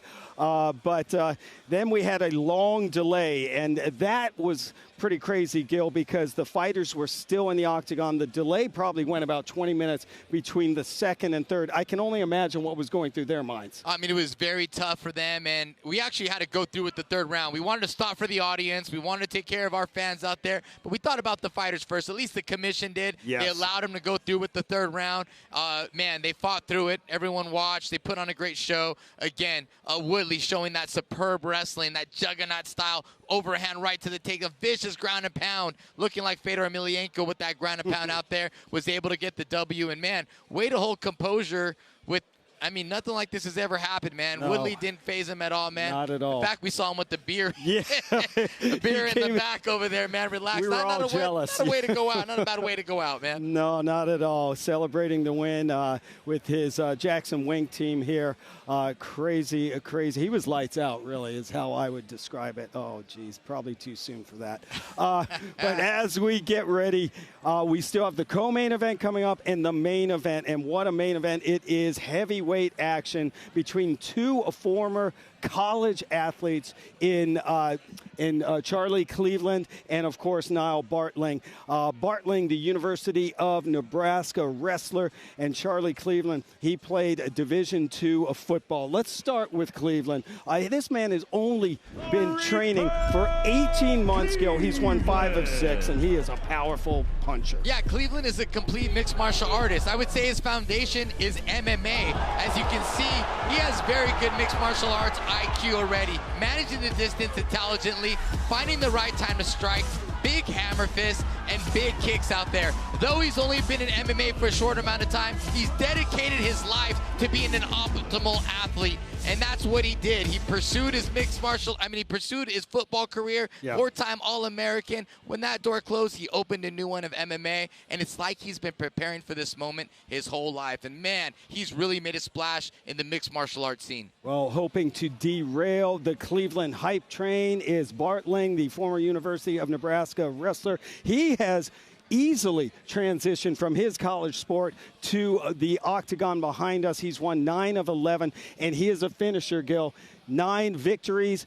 Took out his opponent in all 9. 5 wins coming by way of knockout or TKO and 4 via submission. Yeah, now Bartling is nearly a seasoned mixed martial artist at this point, doing the the Ultimate Fighter show, having a great performance out there. But man, he is also a high-level wrestler. Nebraska University, over 100 wins as a wrestler. Transitioned to MMA, as you can see, high shoulders, high guard, protecting his chin, but loves to press forward with strikes, punches, ultimately taking his opponents down, getting in superior positioning, grappling them, using what works best for him, which is high-level wrestling. Now he has submissions as well. A very tough task in front of him. He's going to have to manage the distance, protect his chin, and ultimately get Cleveland against the cage or take him to the mat where he'll be most successful. But Nyle Bartling said, hey, man, I'm a gamer. I can strike on my feet. I'm a complete mixed martial artist now. Yeah. So he's confident in all departments. Yeah, he wants to show he is a well-rounded mixed martial artist tonight. A lot on the line in the main event.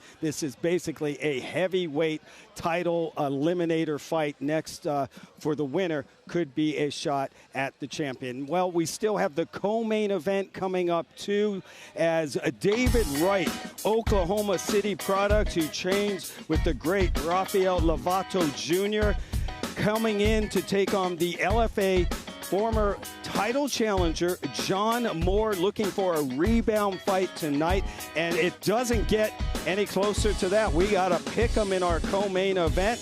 Go ahead and scan the QR code on the screen and get to DimeBit Casino and Sportsbook. We are set now for our featherweight co-main event, and here, the rider on the storm, number 3. We go inside the LFA Octagon. Here's Mike Kendall. Ladies and gentlemen, on now to the LFA 230 co-main event of the evening. Now, making his way into the Octagon, John Moore.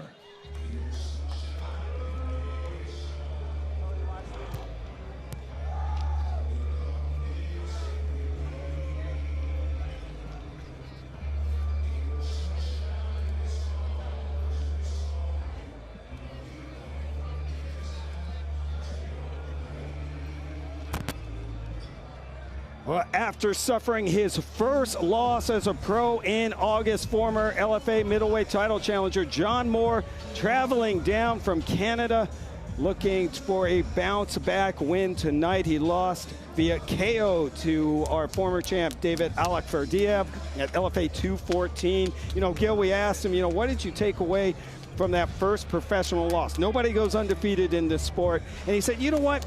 You lose and you realize it's not that big of a deal. I was upset, I was disappointed, but I just got caught. I realized one big thing I did realize was my style was more technical than just walk you down. We may see that technique on display tonight. Yeah, he did learn. He said, I need to be patient. I'm an outside fighter. I was getting over-aggressive. I was getting lured into a power puncher who no one really knew was a power puncher. Yes. Once the data was picked up, Joe Kropscott was able to use that, weather the storm, and implement his wrestling. John Moore believes now that if he has that data, he could have a different outcome against former champion. But John Moore is learning. He's evolving, and now he's back after a big loss. Let's see how he performs. Let's see how he performs tonight, man. But like he said, patient, relaxed, neutralized, and intelligent forward pressure.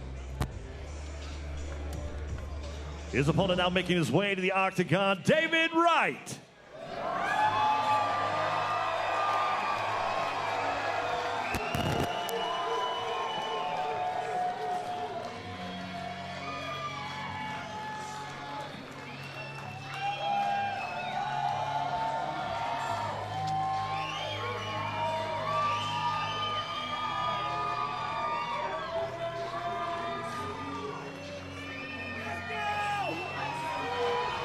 Well, the crowd's ready, undefeated in almost 2 years and riding a 5-fight win streak. Rafael Lovato Jr. trained David Wright returns to the LFA for the first time since 2023.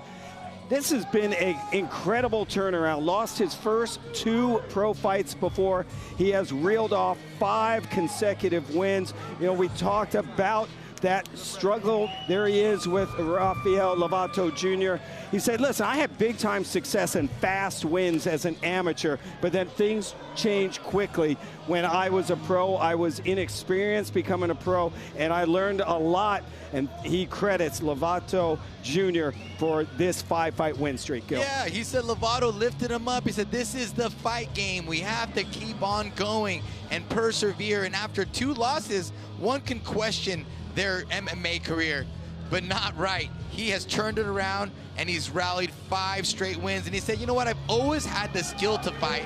It was me versus me out there. I have to be more patient, more composed. You can't just steamroll everybody in the pro division. So he's more calculated, but still aggressive, still a killer, still wants to do some damage out there, and he wants to make his coach and his homie, his friend Lovato, proud.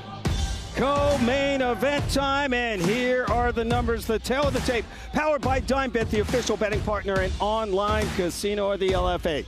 David Wright is 30 years old and John Moore 3 years younger. 2-inch gap in height, with Moore being the taller fighter. We also have a 3-inch reach advantage. Once again, inside Mike Kendall. Fight fans, this contest is scheduled for 3 5-minute rounds in the LFA Middleweight division, brought to you tonight by DimeBet.com, the official sportsbook and online casino of the LFA. Ladies and gentlemen, now time for the co-main event of the evening. Are you ready?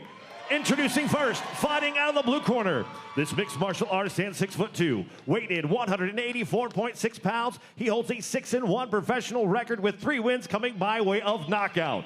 Representing Do Not Miss Martial Arts, fighting out of Calgary, Alberta, Canada, John Nomas Moore. His opponent across the octagon, fighting out of the red corner, is a grappler standing 6 foot tall, weight in 185.8 pounds. He holds a 5-2 professional record with 3 wins coming by way of knockout and 2 wins by way of submission. Representing Lovato, BJJ, and MMA, fighting out of Oklahoma City, Oklahoma, David the Smoke Wright.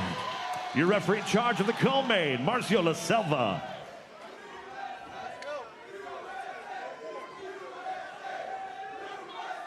All right, gentlemen, we what the rules are today. Obey my commands all the time, protect yourself all the time. I expect a clean fight. If you want to touch hands, do it now. Back to your corners. Well, there is John Moore coming off the first defeat of his career. And Gil, he was in the safe area with us, and I asked him, how you doing, man? He's like, well, I was walking out when they sent us back there. So I mean, David Wright had to deal with it too, but the mindset of these guys has to be kind of off too. Now you said it right there. It's even Steven, right? They both had to go through it. Everyone went. We all went through it tonight. So it's even Steven across the board. No complaints for anyone. No excuse for anyone. Both fighters are going through the same exact thing. David Wright with the red tape and John Moore with the blue. Moore already staying true to what he said, being patient, not over-aggressive, trying to draw out the power, get his information. Now Wright, man, you can tell he's ready to let loose, but also trying to be patient as well. John Moore said of David Wright, he's a great hammer, but a poor nail. Doesn't want to get into a fight. Oh, man. Nice. And just like that, David Wright tosses John Moore down, drops some hammer fists, and the Oklahoma crowd is shouting their support for one of their own, Oklahoma City's David Wright. David Wright with the big overhand to a double or to a body lock takedown. Man, Moore had some air time. I think he was a whole 2 seconds in the air before getting slammed down to the side mount position. Top heavy pressure for Wright. Look at Moore regaining his half guard. Little off balance sweep. Doesn't work, but gets back to the half guard better than the side mount position. John Moore comfortable fighting off his back. The brown belt in BJJ. Does not have a win via submission, though. Though Wright's a purple belt, he says, I roll with black belts all the time. I tap them all out except Lovato, and he mentioned one more. So though he's a purple belt, he feels like a black belt, and I'm sure Lovato, purple belt, is equivalent to many black belts in different gyms. Absolutely. That heavy top pressure, right shoulder of Wright into the chin of Moore. Trying to pull that left leg out so he can move to mount position and do some damage. David Wright has 2 wins via rear naked choke, 3 first-round finishes, and has been training with Lovato Jr. since he was a kid. They have a great relationship. We talked to Rafael Lovato Jr. earlier. They're past the midway point here in the opening round, and they just talked about their professional relationship, but they're also like brothers. No, absolutely. It's great to have a brother to train with. It's great to treat people like family. I think that should be the spirit of a lot of teams. It's family forever. I'm not saying it's the right way or the wrong way. That would just be my way. And possibly always choking him out with that forearm on the throat. Wow. Dang, that is rough, and that is some bully stuff. That is nasty. Doing a great job of hanging out in this half-guard position, trying to tripod up and free his left leg. But in the same time, he's landing some great ground and pound as he tries to pursue the pass. I love how he's putting that right forearm in the neck of Moore, making him very uncomfortable, nearly choking him out with it. Yeah, that was crazy. You don't see that much, but David Wright, an onslaught on the mat, heavy ground and pound here in the opening round. Moore doing a decent job of wrapping him up, but I like to see him explode, try to get to his feet, create some space. Don't try to just hang out here. And there is head coach Rafael Lovato Jr. shouting instructions to David Wright, who is in control early in this opening round. As we hit the 1 minute mark, another solid shot, heavy shots. Ooh, up kick from John Moore, but he's paying hammer fist. Looks like he's cut open. Oh, David Wright teeing off. What an onslaught. Looking to end this fight. 40 seconds to go. John Moore somehow hanging on, Gil. Oh my gosh, this is an onslaught. You said it wrong. Vicious. On the continues to just dominate John Moore. Now he takes it back. Does he have the rear naked choke? It looks tight, Gil. There's the tap. Another rear naked choke victory for David Wright. Statement win here in Oklahoma tonight. Wow. I mean, pardon me, but that was a molly-whopping by David Wright. Just steamrolled John Moore, previous title contender. He got hit with the train. He does not know what the heck just went on. Tried his best to fight out of it. Man was dominated from start to finish. Big overhand left. Stuns him. Body lock. Look at this. Body lock takedown. Hips in the air. Pops him up. 1,000, 2, 1,000, 3, 1,000, 4, 1,000, 5, 1,000. Slow motion. Damn, look at that air time. Straight to some ground and pound. Did a great job of showing some patience initially. Started sensing blood. Knew it was short time. Decided to go for the kill. We love that, man. Hooks are in. Gets the choke in. Squeezes hard. My goodness, Ron. What a fight. Absolutely. Another win for David Wright here in Oklahoma City.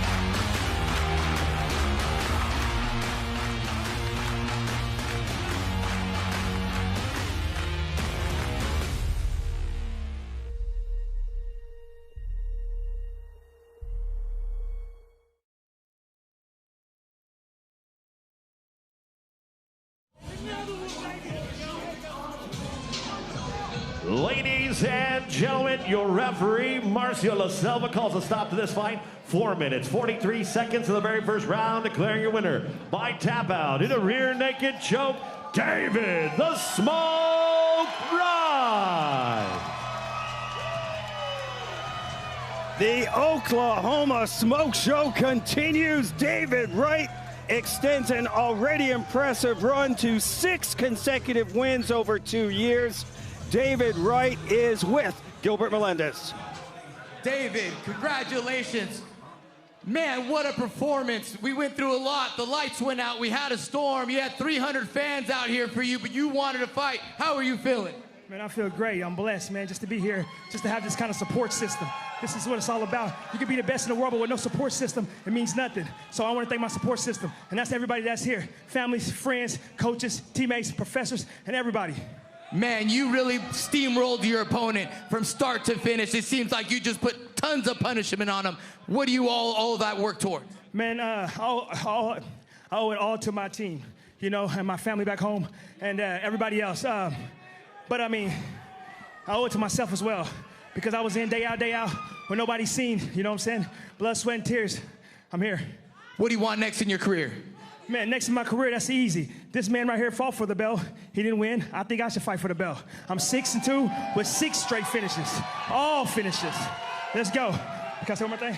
I just want to say I thank my sponsors. Without them, this is impossible. I want to thank Shots on Rocks. I want to thank Headface. I want to thank Nora Renovations. I want to thank Holy Cannabis, Green Carrot Cleaning, and Dustin Glover. I want to thank all y'all. I appreciate y'all. And stop and stuck that, baby. And it ain't going nowhere. It's the Smoke Show. Give it up, everybody. For your winner, David Wright. David Wright blew into the octagon like a tornado, overwhelming John Moore for his 6th consecutive win. There he is with his longtime coach, Rafael Lovato Jr. and the Lovato BJJ MMA team. Another win, and he calls out Joe Kropscott, the current LFA middleweight champ. I would love to see that fight. On April 17th, the LFA returns to the Mystic Lake Casino Hotel in Minnesota. In the main event, 2 rising contenders clash in a brutal showdown as undefeated Tanner Tremblay looks to make it 7 in a row. trembling, drops him! Against the always dangerous Elijah Johns. Man, his neck's fucking sore, and now Elijah Johns. My conviction was there. I came here and I wasn't going to be denied from this win. In the co-main event, two flyweight elites battled to take one step closer to championship contention. As Devin Lozay goes head-to-head with Ernesto Ibarra. Oh, knee, but Ibarra teeing off. The LFA returns to Minnesota. The marquee fight of the night is up next. Heavyweights collide when the Reaper, Charlie Cleveland, looks for a 6th win in 7 tries. He'll get a tough test from the Ultimate Fighter, season 30 veteran, Nyle Bartling. The LFA 230 main event comes up next on Vice TV.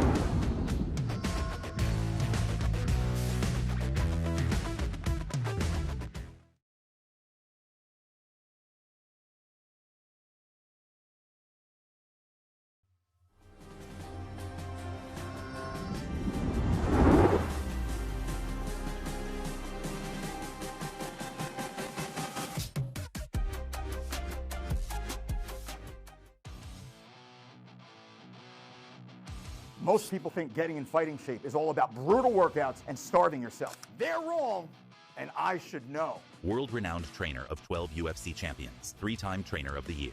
Here's my secret weapon. Bondi Pure cuts off hunger and nourishes your body. This makes cutting, leaning out, and getting into top condition easy. 45,000 success stories and counting. Try it risk-free for 90 days. Bondi Pure, it's the champion's secret to effortless weight cutting.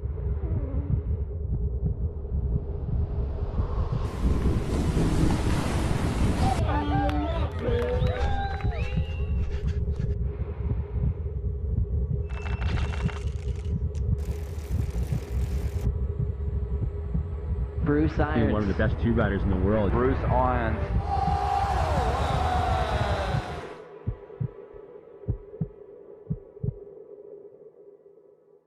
CPI, stem cells, they could do some wild shit down there. My shoulder was jacked. I went down there, worked, man. Eric Anders' neck was up, and then he went down and got stem cell treatment. Now it doesn't bother him at all anymore. I definitely recommend CPI. It's changed my life. The best stem cell clinic in the world. I just come and I do stem cells to make sure that I'm resetting my body and staying healthy. It regenerates tissue, reduces inflammation. The results are amazing. When it comes to the science of stem cells, no one comes close to CPI. There's not even a close.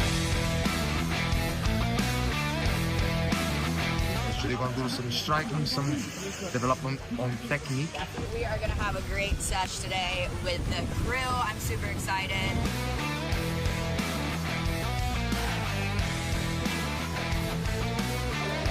Top USA teams to get ready for our first international events. Indeed, definitely.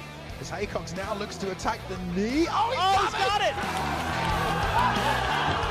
it! Feel the rush of the cage, the spin of pure fortune. Dimebit.com, where MMA legends clash and casino reels ignite. Bet live on every punch, every takedown, every knockout. Dive into blazing slots and high-stakes tables. This isn't luck, it's engineered adrenaline. Risk meets reward. Champions are crowned.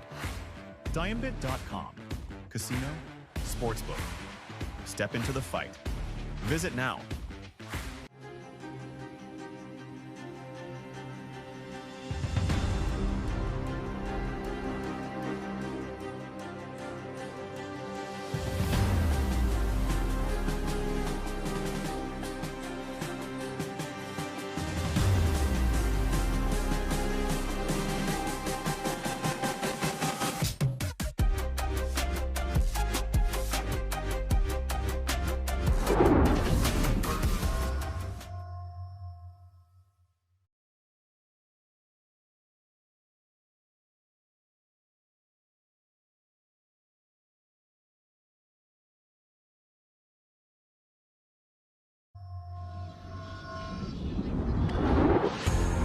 have reached the marquee fight of the night for LFA number 230, a heavyweight title eliminator matchup between Charlie Cleveland and Nyle Bartling.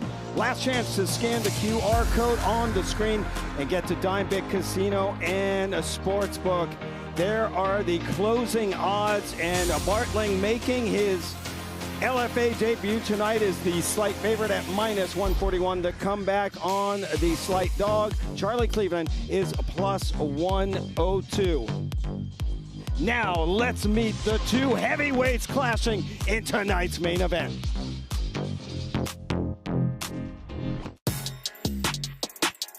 Hey, I'm Charlo the Reaper Cleveland from Chicago, Indiana, and I'm fighting the LFA 230 on the main event. I started playing college football in 2018.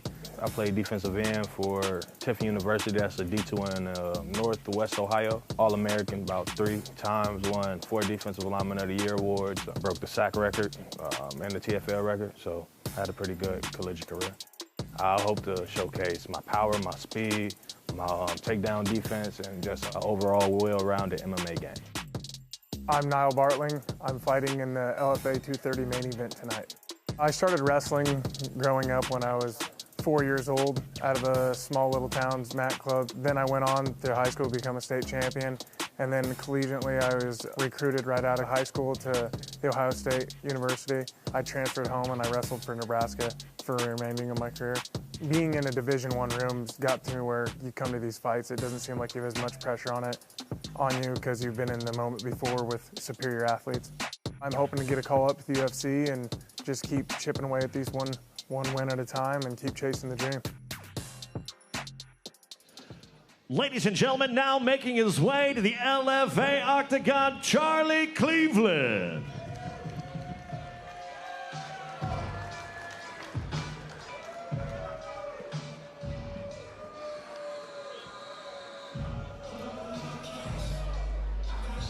The youngest of 13 siblings, Charlie Cleveland looks for back-to-back wins here in the LFA Octagon, coming off a first-round TKO victory over Ben Wonder.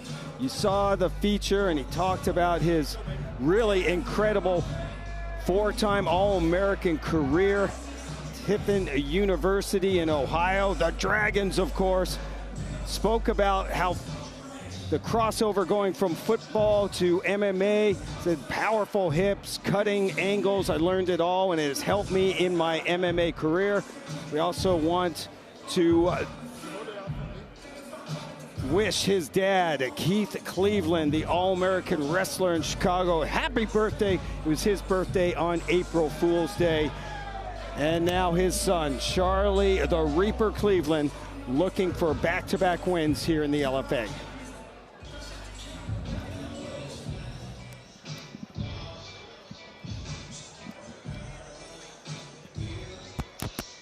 His opponent now making his way to the Octagon, Nyle Bartling.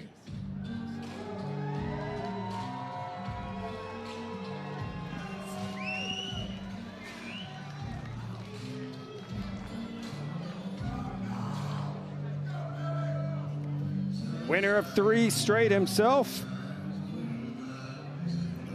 University of Nebraska wrestler Nyle Bartling making his LFA debut. The former Ultimate Fighter Season 30 cast member, lost to another LFA vet in that fight. I mean, this was a matchup that could have been in the finals. Zach Honga, that was his only fight on the show.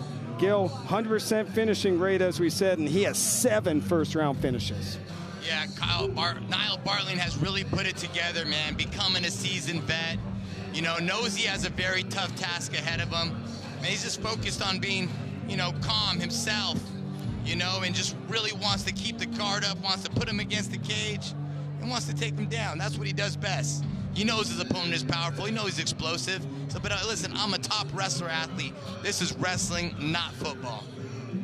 Representing the Demolition Fight team of Ohio, trains with Gary Young. As we talked to him about that win over Ben Wonder at LFA 226, he said, hey, I realized staying calm is the key. I did that, and it paid off. Heavyweights are inside the LFA octagon as we check out the main event. Tail of the tape numbers, powered by Monster Energy. The veteran Bartling, 33 years old, and Cleveland is 5 years younger. Bartling is a inch shorter than Cleveland and has almost a 3-inch reach advantage at 226 pounds. Bartling weighed in 21 pounds lighter than the 247-pound Cleveland. Now for the fighter introductions, once again, Mike Kendall. Ladies and gentlemen, this is the LFA 230 main event of the evening. Scheduled for 3 5-minute rounds in the LFA heavyweight division, presented to you tonight by Monster Energy. And now, for all those watching around the world and for those in attendance here in Shawnee, Oklahoma, are you ready for war? Introducing first, fighting out of the blue corner. This striker stands 6'3", weight in 247.6 pounds. He holds a 5-1 professional record with 3 wins coming by way of knockout and 1 by way of submission. Representing Demolition Fight Team, fighting out of Fostoria, Ohio by way of East Chicago, Indiana, Charlie the Reaper Cleveland. His opponent across the octagon, fighting out of the red corner, is a wrestler standing 6'2", weight in 226.6 pounds. He holds a 9-2 professional record with 5 wins coming by way of knockout and 4 by way of submission. Representing Ignite Jiu-Jitsu and MMA, fighting out of Unadilla, Nebraska, Nyle Bartling. Your referee for the main event, Kevin Nix. All right, fighters, we went over the rules in the back. I expect a good, clean fight. Touch gloves now. Go to your corner and be warriors. Here we go, Gil. Nyle Bartling making his LFA debut tonight. And Charlie Cleveland, he said he expects Bartling will touch gloves and he will shoot right away. I'm prepared to grapple, but I gotta stop those takedowns. We saw a lot of that tonight. Without a doubt. Very well said.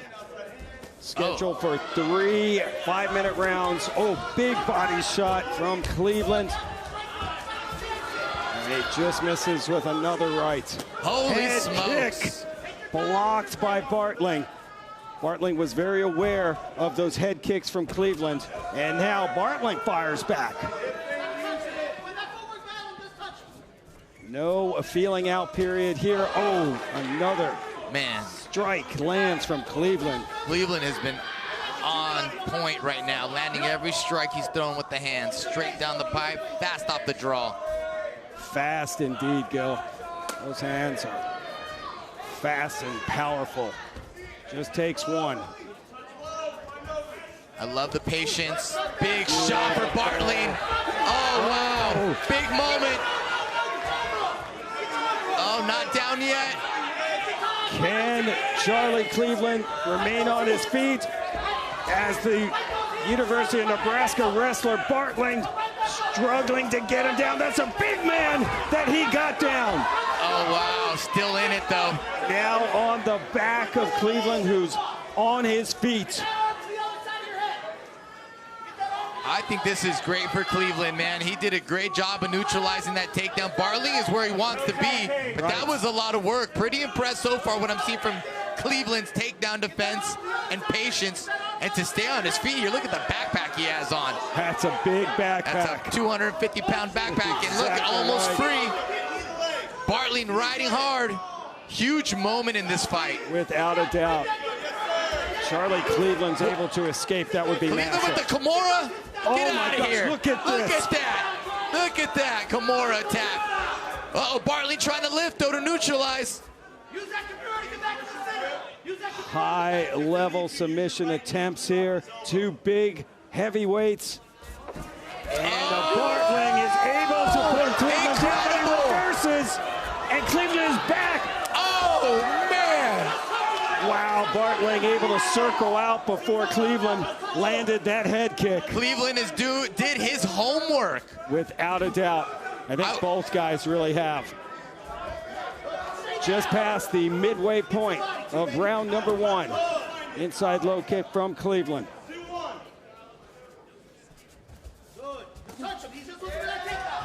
I was impressed with the level change by Bartling to avoid the shots.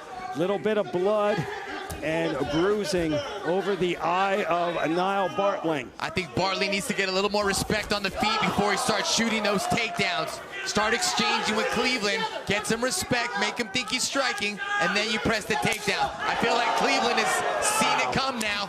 Opening, oh my God! Crazy Holy smokes! And Charlie Cleveland has ended this fight in incredible fashion. Another first round finish by Charlie Cleveland, and that was the power you were referring to, Gilbert Melendez. I will say what was the most impressive thing with Cleveland's performance was the way he neutralized the takedowns, the way he defended 100%. The takedown, the way he used the Kimura to get a sweep, and the decision-making to disengage, where a lot of knuckleheads get the sweep and continue to wrestle the wrestler. I'm telling you, not only is this guy a supreme athlete that's dedicated his life to being optimal, he has superb IQ. We're talking with him. He knew what he had to do to be successful. He put himself through it. Grueling rounds of ground and pound, getting off the cage, did what he had to do. A lot of guys just work on their strength, their striking. He worked on what would probably be a hole. It did not look like a hole. I'll stop talking, but man, Cleveland, that he was is impressive. Fired up, and you should be, Gilbert Melendez. The LFA heavyweight champion is Arslan Balalov, and he may have just been introduced to Charlie Cleveland as we check out the highlights. I mean, Cleveland broke everything out. Once Bartling was up, Cleveland stalked him. Yeah, did a great job. Kick to the right hand, knocks him off his feet. Look at that. Oh, onslaught right there. Nasty Big kick to the body. Right and hand. That right, Gil. Whoa. Man, vicious, powerful, intelligent, optimal athlete. We will get the official time of the stoppage coming up next.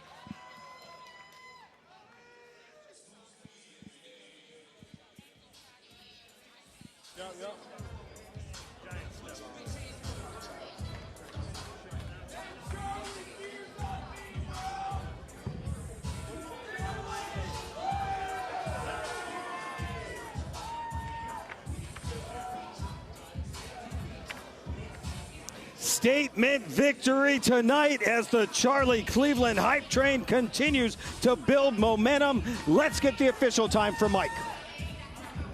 Ladies and gentlemen, your referee, Kevin Nix, called to stop this fight. 3 minutes, 9 seconds into the first round, declaring a winner by knockout, Charlie the Reaper Cleveland.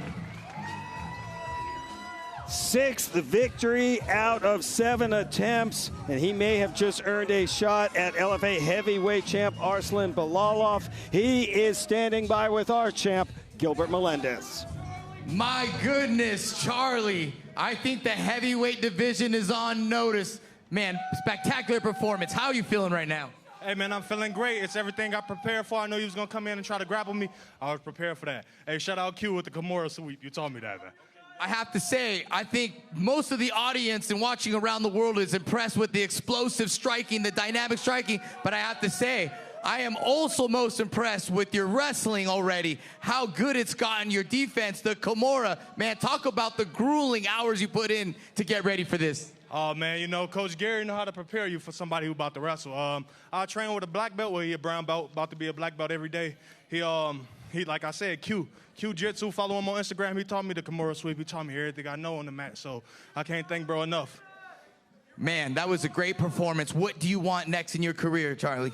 Hey, man, I want whatever come next, whatever God got for me next, but shit, the ultimate goal of every MMA fighter is the UFC. Ladies and gentlemen, give it up for your winner, Charlie the Reaper Cleveland. The Reaper, a well-fitting name for Charlie Cleveland as he gets his 6th career win, and that was his 5th first-round finish. What a performance by Charlie Cleveland, taking out the veteran Nyle Bartling and doing it in dramatic fashion. There he is with the demolition of Fight Team. Charlie Cleveland improves to 6-1 with another incredible performance inside the LFA Octagon. We'll wrap things up in a minute.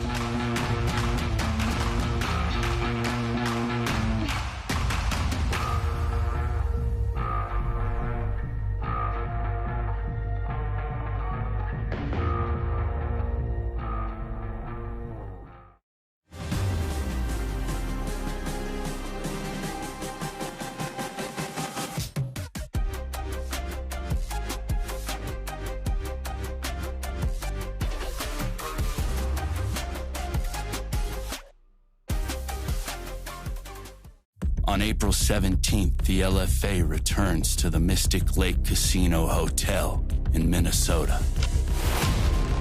In the main event, 2 rising contenders clash in a brutal showdown as undefeated Tanner Tremblay looks to make it 7 in a row. Tanner Tremblay drops him! Against the always dangerous Elijah Johns. My conviction was there. I came here and I wasn't going to be denied from this win. In the co-main event, 2 flyweight elites battle to take 1 step closer to championship contention. As Devin Lozay goes head-to-head with Ernesto Ibarra. Oh, knee, but Ibarra teeing off. The LFA returns to Minnesota. The future of fortune, the edge of exhilaration. At Diamond.com, the odds are rewritten, the stakes are redefined, and the thrill is unparalleled. Not just a game, a revolution in motion. Imagine a world where every wager is a step closer to the ultimate prize. When the world plays safe, you play smart. Diamond.com Casino Sportsbook, your playground of possibilities. It's engineered adrenaline, push past the boundaries, defy expectation. Visit us now. Maybe not today, maybe not tomorrow, and maybe not the next month. I will be champion one day, I promise. I promise. Hey, what's up guys? This is Brandon Moreno, and I'm so happy to announce my introduction to OnlyFans. It's time to get naked. Nah, I'm just kidding.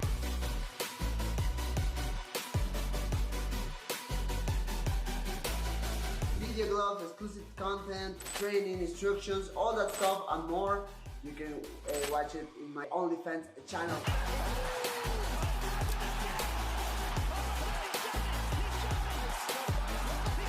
So guys, subscribe and see you there. Let's go.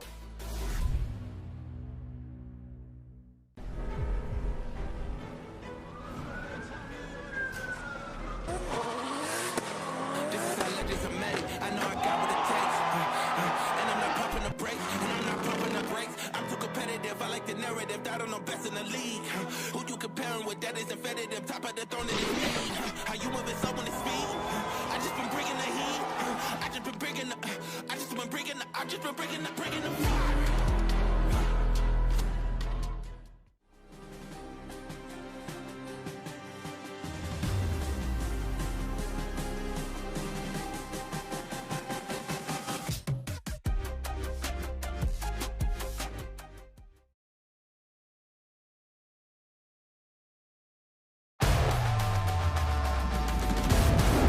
unprecedented night of fights. A tornado warning couldn't stop LFA at number 230. There are the results. 5 fights, 4 ending by way of knockout or TKO. It began with a 4th first-round finish for Finn Martin, who improves to 2-0. Elias Rodriguez, 9th straight victory for the Corey Sandhagen protege. He improves to 4-0. And then the former Oklahoma Sooner wrestler Jake Woodley grinds out a unanimous decision in front of the hometown fans. And then we saw Oklahoma's own David Wright. He flew in like a tornado, overwhelmed the former title challenger John Moore for his 4th first-round finish. After losing his first 2 fights, he has reeled off 6 straight. And then, of course, the heavyweight performance by Charlie Cleveland was amazing. He gets himself on the UFC's radar with his 5th first-round finish. He improves to 6-1. Well, after going from Sao Paulo to Shawnee, Oklahoma, we will take a week off. But then the Mystic Lake Casino Hotel in Prior Lake, Minnesota plays host to LFA 231 on Friday, April 17th, live on Vice TV. The former champ, Elijah Johns, taking on a local Tanner Tremblay, who is looking for his 13th consecutive win. Thank you for riding the storm out with us here in Oklahoma. The LFA executive producer of the Imperial Family Companies, Ed Suarez, Sven Bean, and Mark Berry. Broadcast EP, Christopher Markwell. Our director, as always, Roberto Rios. Produced tonight by Jamie McClintock, Joe Amigle, our tech manager, AJ Pateco, stat master. For my broadcast partner, the champ, Gilbert Melendez, I'm Mike Ando. I'm Ron Kruk. That is all.